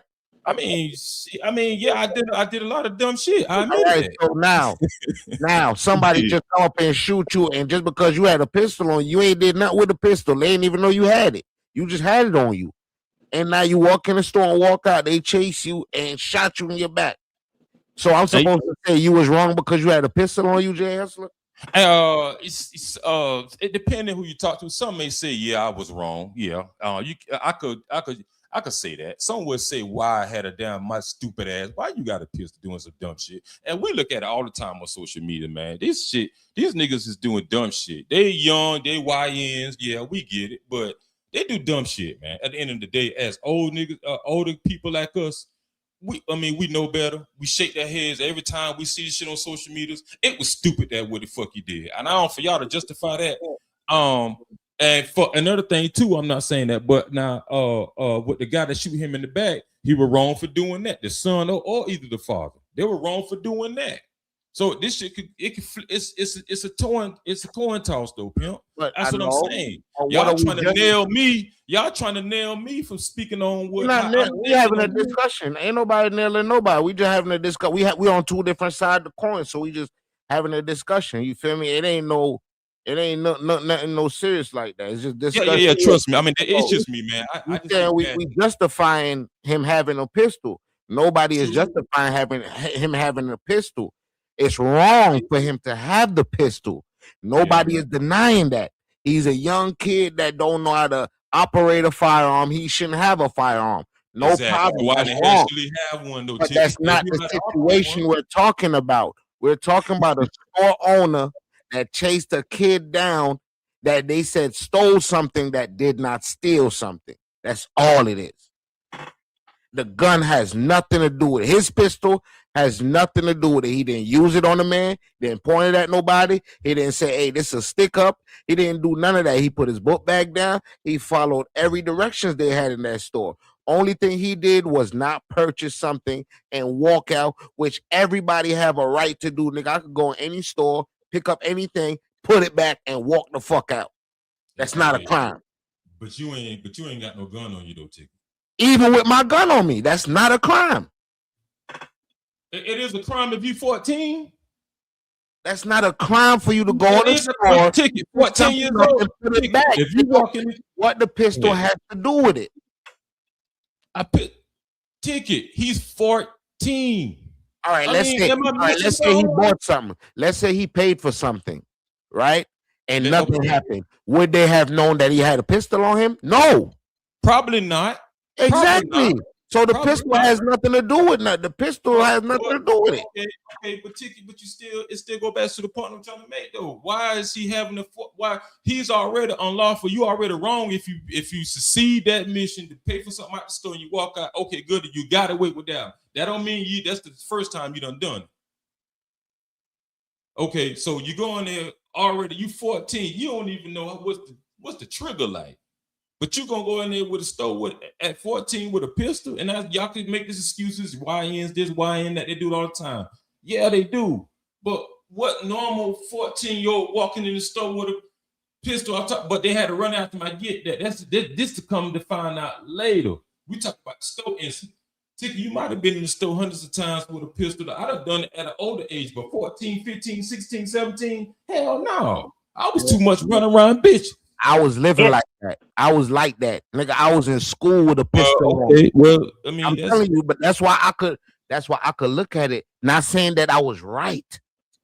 I'm just saying things like this happen. And I wasn't the only one with a pistol on me in school. And I had to bring my pistol to school because I saw other people with they saw shit. I gotta be ready too. I'm just saying, knife, pistol, whatever. It happens, bro. These things happen when you're young. You're not thinking like that. A lot of people don't think about the consequences. We older, so yes, we thinking like this. But you gotta also remember, kids are kids, bro. You're right. They kids, and they're gonna take a hard ass to be a soft ass. I'm sorry, Tristan. Can I just insert something because I'm just still trying to understand. I get it. The young man had a gun. I get all of that, but everything that transpired afterwards, the gun was found afterwards, right? After he was shot in his back. The young man, they thought he stole something.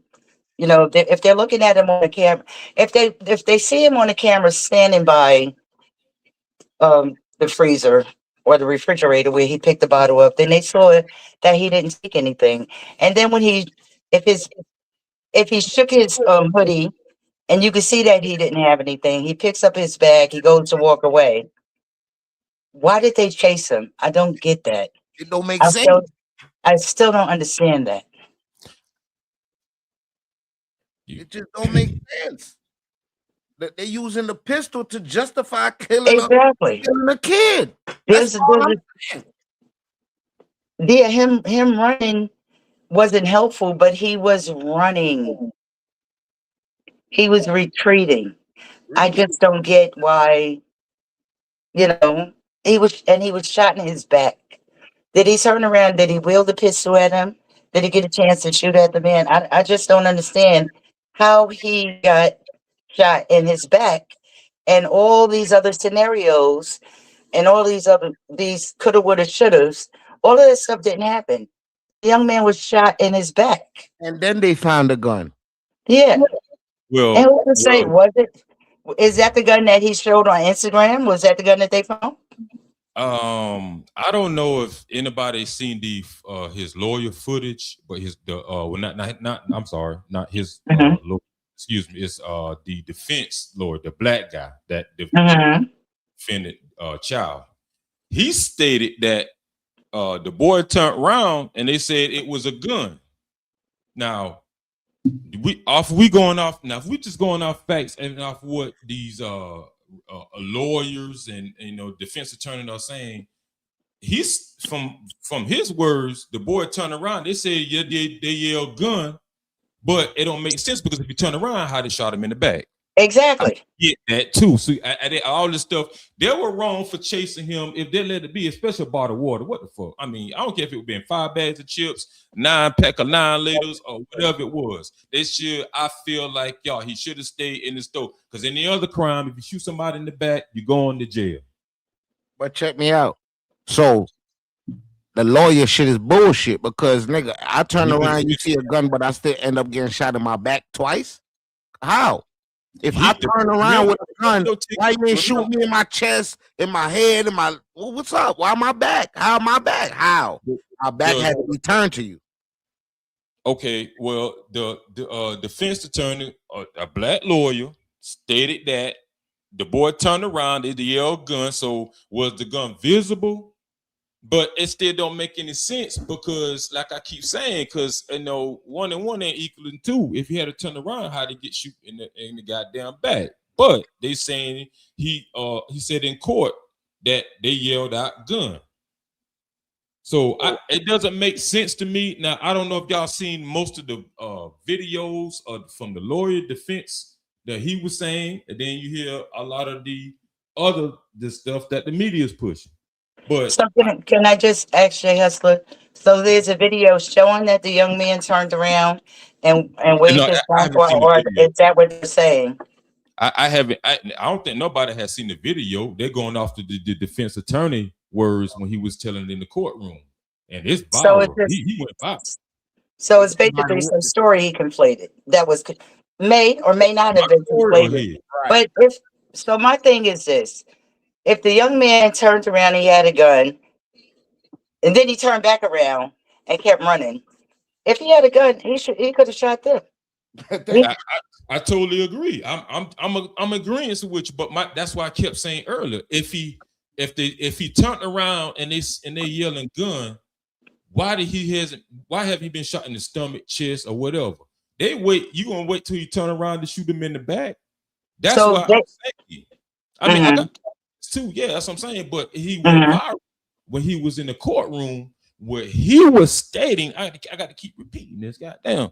But he was stating that the guy turned around, they yelled gun, and they shot. But my thing is, if they shot when he turned around and yelled gun, why wasn't any head shot, chest shot, stomach shot, shoulder shot, all that? Why did he get shot in the back? It don't make any sense to me. That makes no sense to me. I didn't see, any of that. And I'm just asking because, like I said, I'm pretty much playing devil's advocate because neither one of us was there. But when they started creating these narratives and, we're having these discussions, some things just don't make sense to me. Like that, if that's what they were saying in the court and that's what they used to justify that the man who shot him was in self-defense. That doesn't make sense to me. But I don't know. I guess they had to go back into his past crimes where he been tried and stuff like that. Now that is public information and stuff like that too. No, whose past crimes? I'm sorry. The same store where he shot at, where he had altercations with other assailants. So yeah.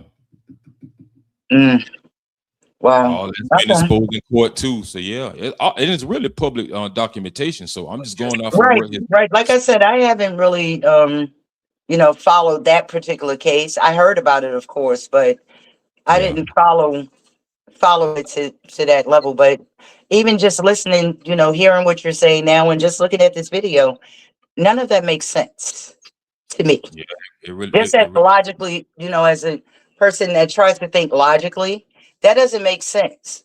Whether he was a YN or whatever, that doesn't make sense to me. That, you know, they're saying he turned around, said he had a gun, and all of a sudden he turned back around, and then he gets shot in the back. So if he had a gun, you know, shit, he was about their life, right? Right. You would think. He would have Because busted. earlier you had said that he had showed the gun on IG.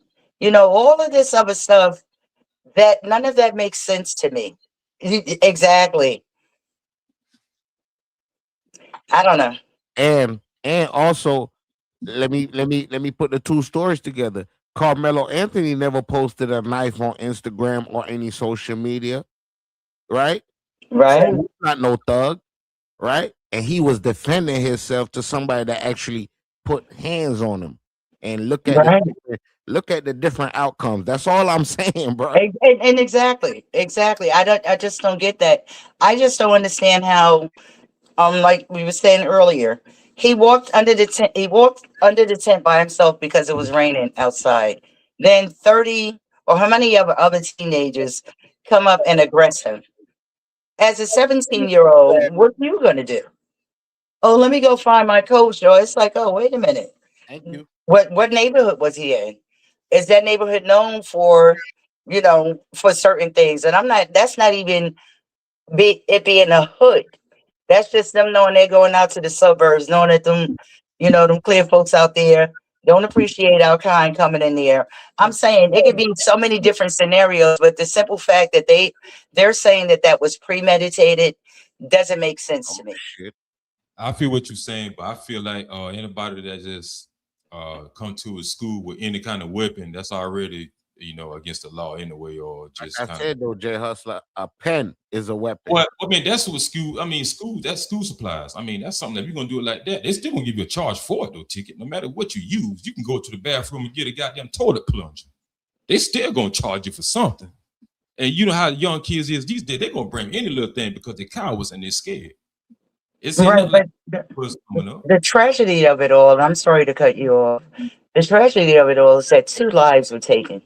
So, you know, that young man that's about to go to jail potentially for the rest of his life.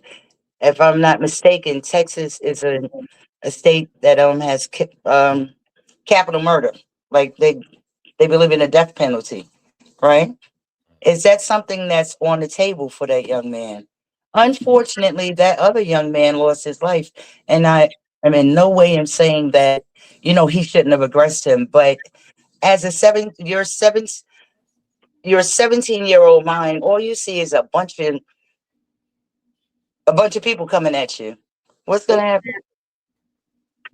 If I have something and somebody is coming at me, if somebody at my age, if a bunch of people coming at me and if I have something that I can protect myself with, guess what? I'm thinking about protecting myself. Protect, rightfully so. And some states, depending if they really going by the book, they will consider that lynching to the other party because it's more than 1, 2, or 3 that's going to jump on you, and you have the right to defend yourself. But the laws are so flawed now. The judicial system is so fucked up. We don't know what to believe. Now it's going to be a coin toss on the next one we hear about, because this ain't going to be the last story of this shit. Of course not. I mean, we hear these stories over and over again. Over again. Right, but it's always, not always, but there's so many times that it's always they looking at us as if, you know, we're the aggressors. Trayvon Martin. Exactly. I mean, the list goes on and on, man. On and on and on. The list goes on and on. If you can't see this by now, you just don't want to see it. Yeah, it's a pattern. Like Jay Hustler, you saying your son don't go to the store and do certain things. Guess what? My son don't either. But guess what? At any given day, I could send my son to the fucking mailbox right now. Yo, go walk to the mailbox and get the mail. And the police pull up looking for somebody else, grab my son and throw him on the floor, beat his ass, shoot him in the back for nothing. And my son ain't did a motherfucking thing. He was black. Well, I mean, that could go the same way for my son too. But you know what I'm saying? I mean, it's an unfortunate situation, man. I just teach my sons to have kind of you know, have a certain kind of demeanor about yourself when you walk into the stores, keep your hands out your pocket, go to the kind of get some things from your car. Why That's can't just me. He can't be himself. Why he got to do all this extra? exactly? I'm free. It's America. We Why free. can't he walk? I'm sorry, y'all. Go ahead. No, we are talking. Go ahead, talk. Go ahead. Why Go can't he ahead, go ahead. Why can't he just comfortably walk around this earth? You know, he has that right. He can. I'm You not know, saying so no. it's like all of these. My son is a grown man, and you know what my biggest fear is? He's a college educated brother, but he's a big dude. My son is 6'4". He's a big guy, and if he have on some jeans and a hoodie, if somebody just happened to look at him, it could be him or anyone else. They don't know that, you know, he's not about that life. All they see is this big black man walking up in here, and he could easily be mistaken. That could happen to you, ticket or anything else. You know that you are law-abiding citizens, and all they see is your black face, you know, and anything can happen. So we can't always just say that, you know, we have to act a certain way, we have to speak in code, we have to do that. We're all humans. We should be able to walk around this world comfortably.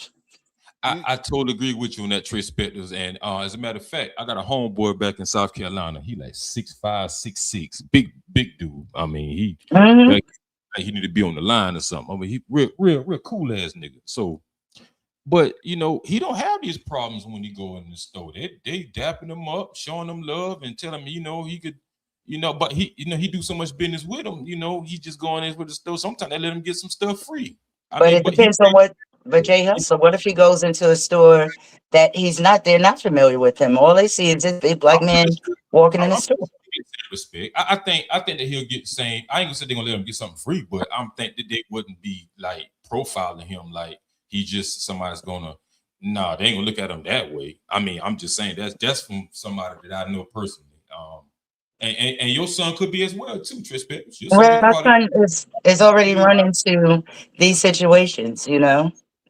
And it's like, it's unfortunate. And that even him as a grown man with a child, my biggest fear is that somebody gonna look at him and decide, I don't like the way you look. And he has to go through all of this explaining and all that stuff while he's just trying to be a black man in this world. I want to say one thing before take it over though. In my opinion, I probably should go. I might be starting another fire, but I'm willing to say what the fuck I got to say. But I don't even think I don't think this is a color thing. I don't think this is a racism thing. I think this is a class war. That's what I think. And I'm gonna let Ticket take it over. What class? I'm sorry. Go ahead. Rich or poor. Bro, you could be rich as long as you black. They gonna treat you like shit. This is what I'm saying. Getting their ass beat and getting treated the same way too. So it's some people that's got way more money than me and you, goddamn, probably getting mistreated every day, but they just don't talk about that type of thing though. You know what I'm saying? So that's what I'm saying. It's a color. It's a race thing, bro. Man, it's not a race thing, man. I hate when people do that shit, bro. It's not a race thing, man. It's about a class where everybody hang. Black people are good for hanging their hats on racism. No problem. And blacks is in a class all by themselves, bro. But man, damn that, bro. I mean, we disagree. I'm just talking passionate. It's just me. I ain't yelling no time. I know you ain't, man. We good, bro. We good. But it's just the way I think, though, bro. I don't run into these type of people y'all be talking about, bro, because a lot of the white people is hurting way, and it's more on welfare than it is black people. I don't know. I don't know what I'm saying this shit. I'm not saying racism doesn't exist. It does, but not as much these motherfuckers out here talking about like it said it does. Everybody got a fucking victim mindset. Because they was no, that DEI shit done gone. That shit out the window now. It's about marriage. Okay. Off character. I don't go about skin color. Every skin folk ain't kinfolk, bro. No, you ain't about to pull that shit over my eyes. Just because you black, I'm supposed to line with you. Fuck that. Okay, so can I just I'm just trying to get some clarification because I mean, this is a racist society we live in, and then there's some black folks that do some crazy shit. There's some black folks that do some crazy shit, but um, for the most part, I don't want to say, just across the board, but there's some things that just don't align with what you said. It can't be just a class thing when you have people that are upstanding citizens that get caught up in these situations. And like I said, they're looking at the color of your skin first and foremost, and it's like they see before you even open your mouth, all they see is this imposing black figure for the most part.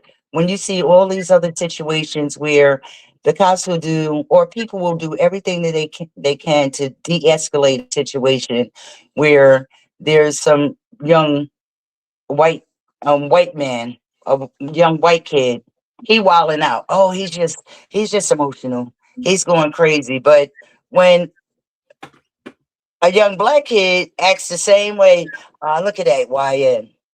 Yep. Yep. I don't understand that. I think that some of the people that think like that, man, that think race or group of people or some ethnic groups, that's just I think because let's face it, we blacks are racist too. But when I was brought up, you live in all I heard was you better not bring no white girl over here in this house. You better not go this. But we've been taught all this because 400, 500 and all that stuff years ago. But y'all people walk around here, man, look at, I ain't did shit to y'all, bro. I ain't do nothing to Right. y'all. That But I don't disagree with that.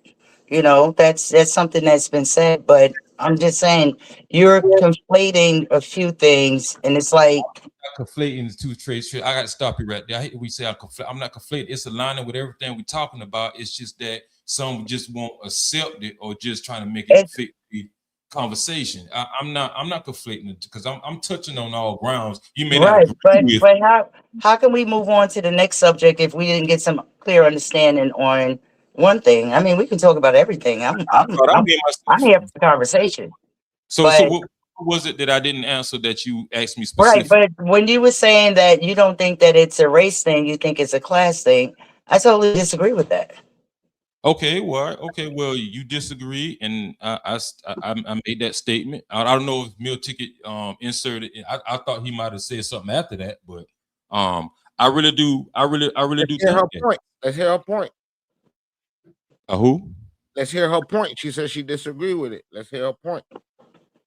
Yeah, I'm saying and she said that she disagreed with it. I mean, that's fine if she disagree, but I mean, I just really do feel that Well, that but it's not really a race. It's not really a race thing. I really think people are just hanging on, and I just said this earlier too. That goes back to what I was saying. A lot of people just hanging on to this trauma that didn't happen. We ain't even experienced no racism like all them old people did. So I don't know where the fuck we get this right, shit. but okay, so I agree with that. But I mean, me personally, I have a worldview, you know, but I'm a realist.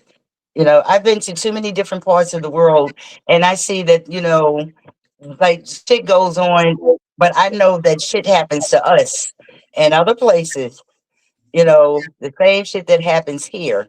And it's not always, a lot of times people just look at the color of your skin and automatically make assumptions. Automatically. You know, Yeah. I've been told by, you know, some other folks, oh, you speak well. What does that mean? Speak like a white person. Exactly. Jay Hustler, you ever been profiled before? I have, but it hasn't been in ways we talking about. It's not haven't been in the negative way. What way was it? It was I have If been you don't mind speaking about it. Well, I mean, they didn't assume for me to come in as if I'm walking to a convenience store or a gas station or something. They don't think I'm gonna come there and steal something. I can walk into a restaurant and they could give me certain seats that they wouldn't give to an average person that's walking in with his pants hanging down, showing his ass with dreads, smelling like weed. Some moms offer me to go straight to the bar or go to the booth. They're seeing those type of people. I didn't see that happen before. They send them over to the 2-chair part where they just figure he ain't got nobody. Yeah, the profiling is real. So yeah. And there's a lot of white people that walk around that treat them like trash. Don't you know white people don't like more? It's like more Asians and Chinese people like white people really don't really get along with than us. They'd rather deal with us than those the Mexicans and stuff. I They don't disagree. well, we can agree to disagree, and I'm cool with that. But I'm saying what I'm seeing on the workforce and being around at some workplaces, they've been treated. They gave me the utmost respect, and other workers that's black, others opportunities that they didn't have for the Mexicans or the Asian girl or whoever. You know what I'm saying? So, and I'm pretty sure some certain ones can probably agree to that in the chat. But what they said, I don't know. But maybe you was qualified for that position, Jay. I actually was. I had more experience in a certain area. There you go. You deserve the position. But that doesn't negate the fact that this person did, you know how the Mexicans do. Hell, they work. But you know what I'm saying? You deserve the position. You can't undermine yourself and then look at it like that. No, you deserve the position, so they gave it to the person that deserves yeah, you're right. And it's been certain jobs that I had too, though. They feel like that they just want to give me an opportunity or give me a chance to. And I'm glad that they did because it helped me, strengthen that under my belt. But there's a lot of them that was other white, black, Hispanic, Asian. I deal with all type. I'm just real diverse down here where I'm at. And we got Deja Vu in the building too, man. Oh, what's up, Deja Vu? Hey, Deja Vu. What's going on, Tigger? What's going on, Trace Spectives and Jay Hustler? Can you guys hear me? Oh, shit. No. Okay. It took me a minute to get up here. I'm sorry. I'm just falling back until we get to the Carmelo case. I wanted to we talked about all of it. Go ahead, chime in. Talking about all of it. Okay. It was earlier when you were going over it. There were a lot of discussion about, the verdict and how everything panned out. And it was a misconception is that the judges make, I think people give judges more credit, not that they don't deserve it, but I give them more what their role is in a courtroom. The judge cannot object. The judge cannot. Those are the things that the jurors are set for. The jurors make the finding of guilt or non-guilty. And we as a people, when we dance and dodge around these juror requests that we get in the mail, and you try to think of all of these excuses that you cannot serve on your jury, or when you get there, you will answer questions in a way that you won't get chosen. And when things like this happen, you wonder why. All it would have took was one person. All they needed was one person. So I'm not gonna say that they had 3 to choose from, right? But did you see the way these people answered the questions? If you're gonna say, well, I can't give an honest opinion because I'm a school teacher, okay, I don't want you on my jury because I know that you're gonna sabotage it. So the point I'm making is don't ditch and dodge situations that we as citizens have and then complain about the outcome because that kid only needed one to find a non-guilty plea of murder, which, in my opinion, I don't understand why it wasn't even pled down to at least manslaughter because the kid did not have intent. He did not, from what I hear, I hadn't read anything. I'm just going by what I see on the television. It didn't show that he went in that tent with the intent to kill someone. He went in there for shelter and was bullied and pulled a weapon out, which his weapon was a knife. A weapon is anything. A weapon is stilettos. If somebody attacked me and I'm walking, the first thing I'm going to use is my heel.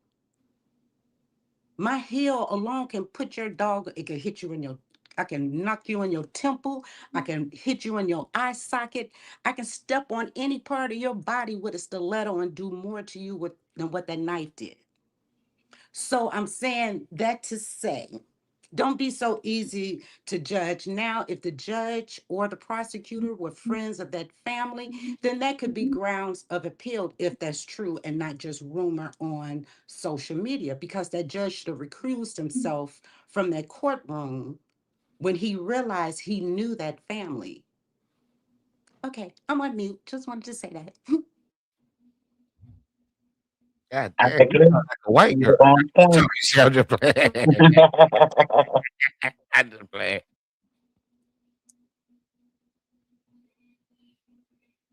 Anybody got a rebuttal? I didn't stop the conversation. Anybody got a rebuttal? God damn. None whatsoever. I agree with what she's saying. We were kind of discussing that in the chat. I agree.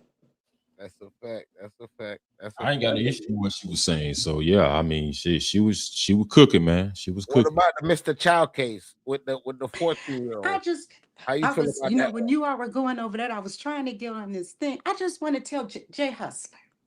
Now, look, you and I go way back. We cool. But I'm going to need you to say some. Because I when knew it. you, no, seriously, because I never say all of anyone.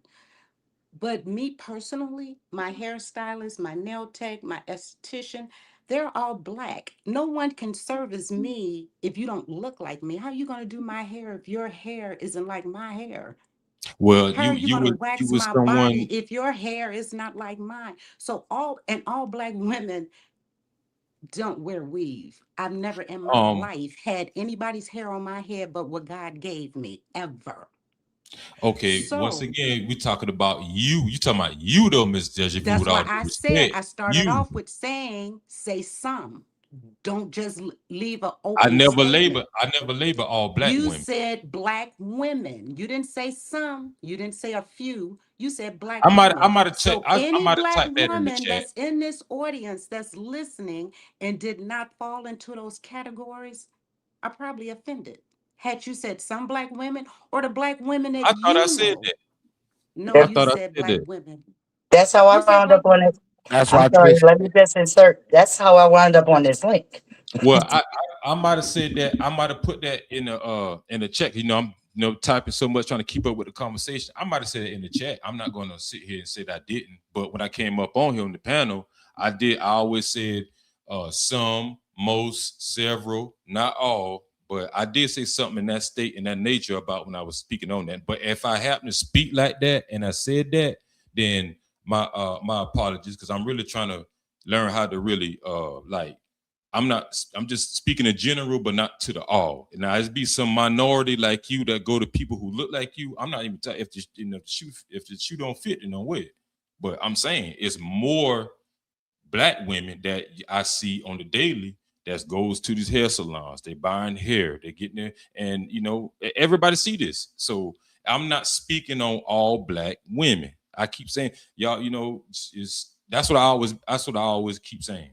But some people have selective hearing; they hear what they want to hear. Not saying that you or y'all listening on this panel, but most Black women does go. They're not going to boycott anything. They say the same thing about Target. They say the other thing about these other grocery stores and Targets and all these other stores. They ain't done it yet. They're gonna keep shopping to them. So no matter how much boycott or cancel culture, all this shit they talking about, they ain't gonna do that. They're gonna go right back to the nail shop and hair store and all that and get the same parts they've been doing. Now, if I said that earlier, again, I apologize. I didn't mean to put all Black women in the category. And I always state this in my videos. Most, And some, just like, several.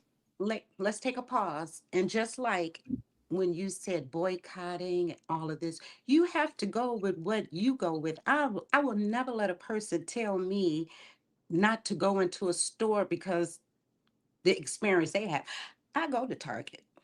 I've Mhm. never had a problem. I've never had a problem in Target. Everything is where it's supposed to be. It's clean. Baby kids not running around. It's nobody's asking me to see my receipt when I'm walking out of the door. It's a pleasant Mhm. experience. So unless I experience something that's going to pull me away from it, then I'm not going to do it. Now, when I go into some stores, like I put into the chat, I can go into a store of, I'm not going to say the race or culture, but when all eyes are on me, I'm turning around.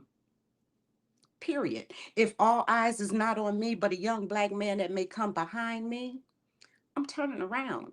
Bingo.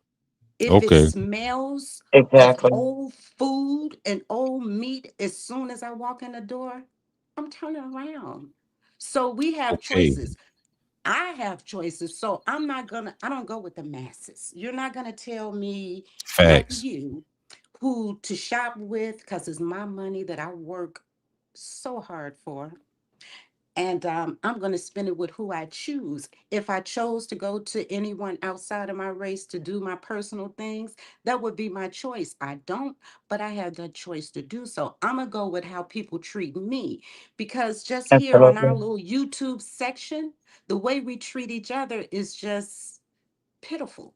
But we still go there and we take this abuse from one another. So a lot of times we are our own worst enemies. You have this small community get upset on who get cash apps, who's monetized. Why it's not taking money out of our pocket, but we hate to see each other get a penny bigger than the other one is getting. So we're gonna try to sabotage it. So that's not a race thing, is it? I feel like sometimes it be the black people that be our worst enemy. Shit, Well, we can't yeah. have And stand to see somebody have nothing. The one that don't want you to see with a dollar, can't want you to see you grow. None of that shit. So everybody else ain't thinking about us. It be our own and I kind that's fucking I us up. concur with you on that. Just like you will have black businesses. People will go into a clothing store, let's say, and you'll go to a black clothing store and say, "Oh my God, I can't believe they charging that much money." Well, do you realize they're paying more for their overhead? Their taxes are more, their Absolutely. merchandise are more. So why would you not? I would give a black company $20 extra before I pay another one if I have that choice. Because I know your overhead is more. Talk Your your shit. if you don't own that storefront, you're paying more for it. You have people that come over that was just here getting stipends that we don't have. And we'll bypass our own people to go over there and walk in the store and you smell dead meat. But that's a whole nother topic for deja vu. So I'm on mute. I don't see where we disagree on none of your talking points. So I mean, I align with everything you saying. So shit, hey, I agree. I think it's pretty much a matter of preference. You know, Yeah, it is. it's a Oh, matter of preference, and it's not just following. Following the crowd. I prefer Home Depot over Lowe's only because when I go in Home Depot, there's always someone.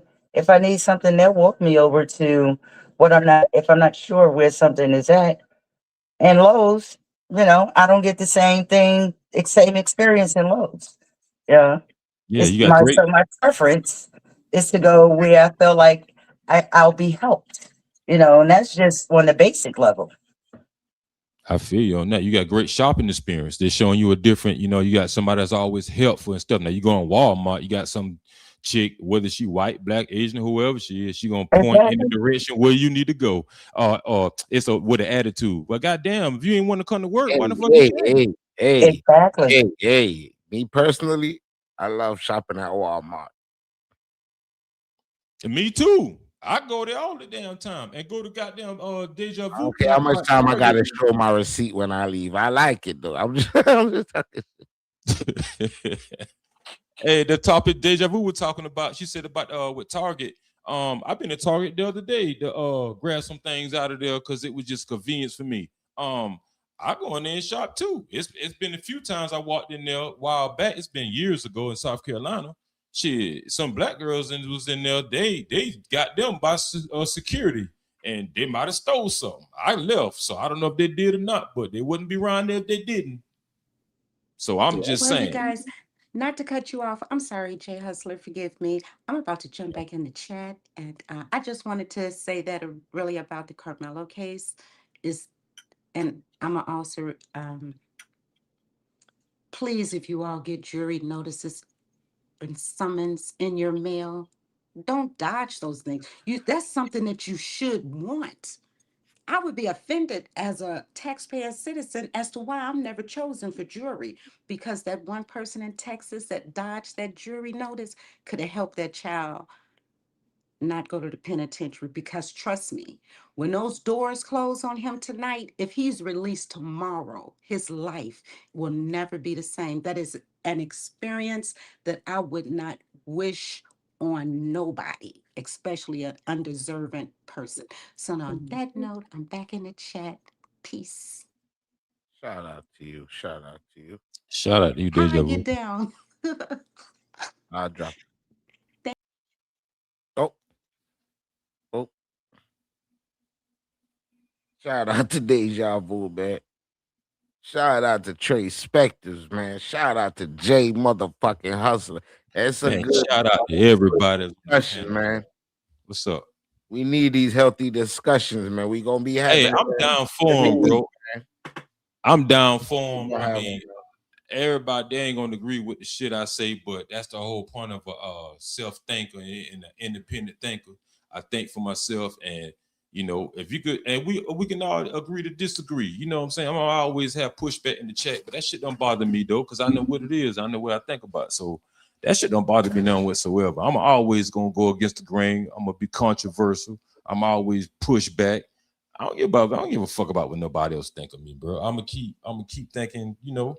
But it's gonna be logic shit though. You know what I'm saying? You don't want to agree with it, but if you look at it, think about it, if you just trying to step outside of that and move your feelings inside, you can really see what I'm talking about. But they ain't gonna do that because everybody's stuck in their ways, man. We got people that's just old enough to be stuck in their ways and just gonna think the way they think. Ain't no helping them. They're sheep. So, you know, if you think outside the box, man, you can kind of see a little further. But you know, sometimes we could think outside the box, but we could still align with the group. What if you thought about everything you thought about, but you still end up agreeing with what the group say? Does that make you a group thinker? You still an independent thinker. You feel me? Yeah, just no, I'm not. Yeah, I'm not throwing that on anybody. Yeah, I mean, everybody got their own mind and think. But if it's always just one direction, then you know it's just defeating the purpose. Yeah, but I mean, everybody got their own mind. If it makes sense, it makes sense. If it don't, that's where you lose me. That's what I'm saying. So some things make sense, some things don't. And logic plays a lot of feelings. If you look deep into logic, feelings just start to isolate themselves. So I just think logically, man. That's all. And a lot of things it does make sense. And some things, if you just think about it, yeah, well, they got a point there. But when it's you because it's just a messenger, that's when everybody get butt hurt or in their feelings, their panties in a bunch. But hey, you know, it's all good. Kid rocks. Like even like what who just said that? Tatia said that. Yeah. Even with Indian people, man, we get it's a race thing, man, because like I said, even when Kamala Harris was doing all that thing and she telling her people, oh, she's Jamaican, I'm telling people like what part of Jamaica she from? And she damn sure wasn't black. So what part of black she part is? of Jamaica she from? They don't fuck with Jamaican. Yeah, they're Jamaicans, but they don't fuck with everybody else. So that's what I be saying sometimes. Like, nigga, Indian people, those kind of man, they do the same thing, bro. Only people that always seems to get treated like that is black folks. If you go into a Spanish store, they treat you like that. You go into a motherfucking whatever. I'm just saying, it's mostly black folks getting treated like that. Yeah. Yeah. I mean, it's like that all over, man. And like I said, though, I stated before, they're gonna try to nail me to something that they thought I said, but you know, I believe it's racism still it still exists, but it's not as what they think it is, though, man. Because at the end of the day, man, it's 2026. That's racism shit. They got us mentally, yeah. Because they don't fuck around and put these devices in our face. Still alive and well, Jay Hustler. You can't say that. 2026, it's even more. It's even more in our face now with the racism. What you mean? You say I don't know. You probably live in a different part of America, man, and I can't judge you for that. You probably in a different. You feel me? You probably don't. Well, I mean, it's all over. I mean, I'm out and about. Shit, just got back from goddamn West Palm, Panama City in Florida yesterday. But it's all over. It's some good black people out here doing good, bro. I'm saying, there's a lot of people out here doing good. Black people is one up there in the statistic too now. So I don't see where everybody just holding us down like we ain't doing nothing. I don't know where that come from. Because I feel like no matter what level a black person is on, man, it's racism. You know what I'm saying? They black with money, they could be billionaires. Kanye West. We see it every day, man. When they Oh, ready you to talking take you about down, Kanye? they take you down. You know what I'm saying? And they could just come up with whatever narrative like they do in all these cases. With the Carmelo Anthony case, oh, it's premeditated. With the 14-year-old case, oh, he had a pistol on him. They bring up shit that don't be having nothing to do with it just so they could do the race thing. Racism is prevalent, bruh. You know, I saw something on the internet where a black guy shot a white guy. He was in his yard doing something. Obviously, he was trespassing, and the guy shot him, and he called the police and all that. And you know, they came and arrested the white guy. They didn't do nothing to the black guy. I don't know if you heard that story. It was in was it Mississippi, Alabama? One of these states it was. It's one of the two. And he ended up shooting the dude because he came over his property trying to do something, and he shot the fuck out of him. But he didn't get arrested. He a black guy. So I mean, you talking about, you know, if we going, I mean, some people pick and choose what we want to talk about, but then again, a lot of people ain't see this story. So yeah. Thank you, man. Shout out to motherfucking Jay Hustler, man. Hey, like I said, man, I appreciate you, man, for bringing me up. So, man, we can have these interesting topics, man. You know, shout out to the chat. You know, shout out to the chat. That's all I'm gonna say. And shout out to you, bro, for you keep you know, doing your thing or whatever, though, man. I ain't always with the foot shit all the time. So that other talk about, you know, people not letting, I let them have that, you know. But topics like this, man, I'm all over the place with it, and giving my 2 cents like everybody else. And we're outside of the box thinkers, man, and it's very entertaining, you know. So yeah, man, I enjoy it. Having these kind of discussions every week, man. You know, we're gonna do it a little weekly thing, man. You know, we're gonna different topics, man. People come up here, share their opinion, share their point of view. You know how it go. You know what I'm saying? It don't matter who it is, you know. Yeah, just a little step away from the fuck shit during the week. You get what I'm saying? Oh, most deaf. That's why I participated, you know. despite of all the pushback, you know. Nah, man, like it was still a good discussion, man. Hey, I loved it. I'm looking forward to goddamn shit, nigga. Yeah, I'm waiting for you to goddamn crank up another one. Shit, I mean, no. Yeah, man, this how these discussions supposed to go. You know, we might not see eye to eye, we might not agree on certain points, but that don't mean we gonna, you know what I'm saying? We gonna fall out. You know, no matter how intense the conversation get. You feel what I'm saying? Yeah, that's just with me, man. I don't mean no malice to anybody or no disrespect, no harm, no vitriol, man. I just speak the way I speak because that's where I think, man. There's no smoke or no kind of, and I talk with passion too a lot of times when I kind of, you know, speaking in something what I'm pretty sure about, you know. But hey, we can all agree to disagree. I'm not gonna be always right, and that person may not be neither. Word. But you know, at the end of the day, though, man, it's about finding common ground, having the uncomfortable conversations like I'm willing to have, and don't give a damn who don't like it, because at the end of the day, it's the problem and the detriment in our community, because we got a lot of people that keep telling other people, yeah, instead of tell them no. So that shit don't fly over here. I mean, in this, at least the parts I stomp around, and it's a good bit of you know, real estate over here as far as the people think like me. But that's all I'm saying, bro. I ain't the only one that think like this. A lot of people just scared to say it. A lot of people just go with the popular opinion, but I'm not, because I think with logic.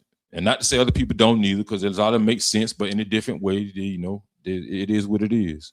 So I appreciate this fire live, bro. You came out with it today, bro. I just turned on the goddamn computer and had to jump up and holler at you.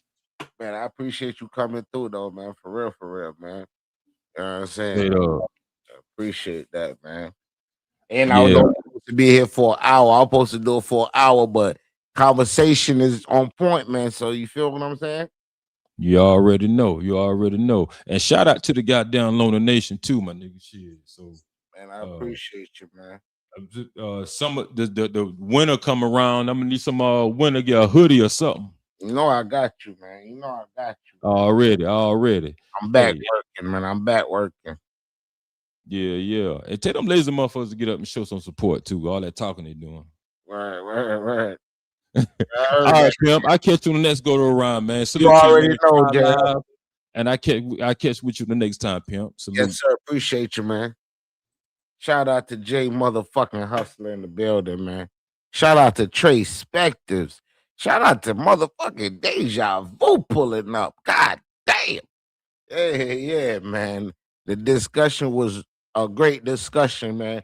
I'm talking about not just on the panel. I'm talking about in the chat, man. You know, I'm reading all the comments, and I like when people, you know, everybody got their opinions, man, and we ain't gonna kill nobody for their opinion. We might disagree, you know what I'm saying, but sometimes as grown ups, man, we can have grown up conversation. You know, it ain't always about cussing motherfuckers out all the time. You know, we do that. We enjoy that. But at the same time, you know, we could take a step back and talk about some real life issues. We could tackle some, you know, real life content, you know, and still make it. Yeah, man. Shout out to everybody in the chat, man. Pro 901. Keep the change. Deja Vu. Jason with a cat. King Spectors. Evolve May. V She. Katana. Jamie Jules, bless up, bless up, bless up. Not worth it, bless up. Fatigue, bless up. You don't know. That tears. Yeah, man. Shout out to everybody, man. Tamika, everybody that's participating, man. It was a great live. Uncle L, the OG, is in the building, man. It's in the OG. Y'all know sometimes I don't like talking about these topics, man, because I know a lot of people have different point of views, but we got to be scared of speaking our mind.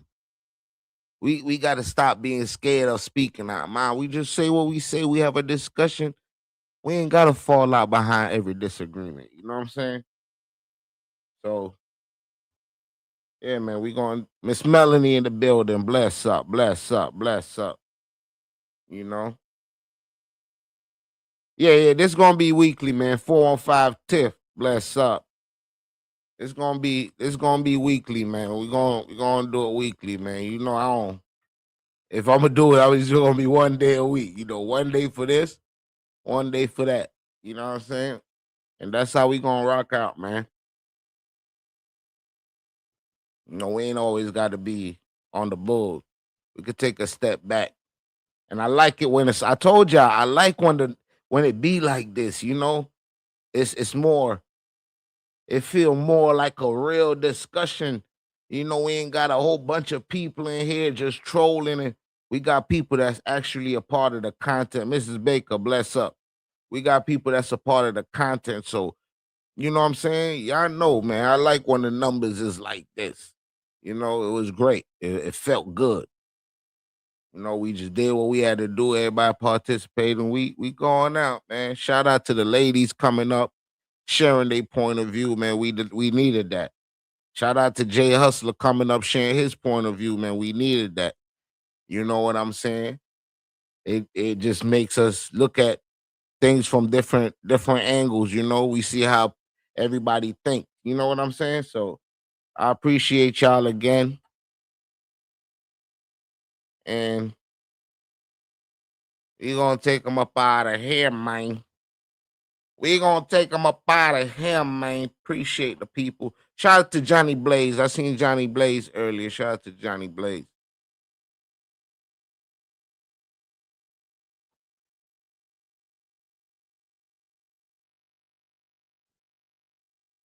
I'll find my damn. Okay, we gonna whatever this is. we gonna do this one. All right, man. We out of here.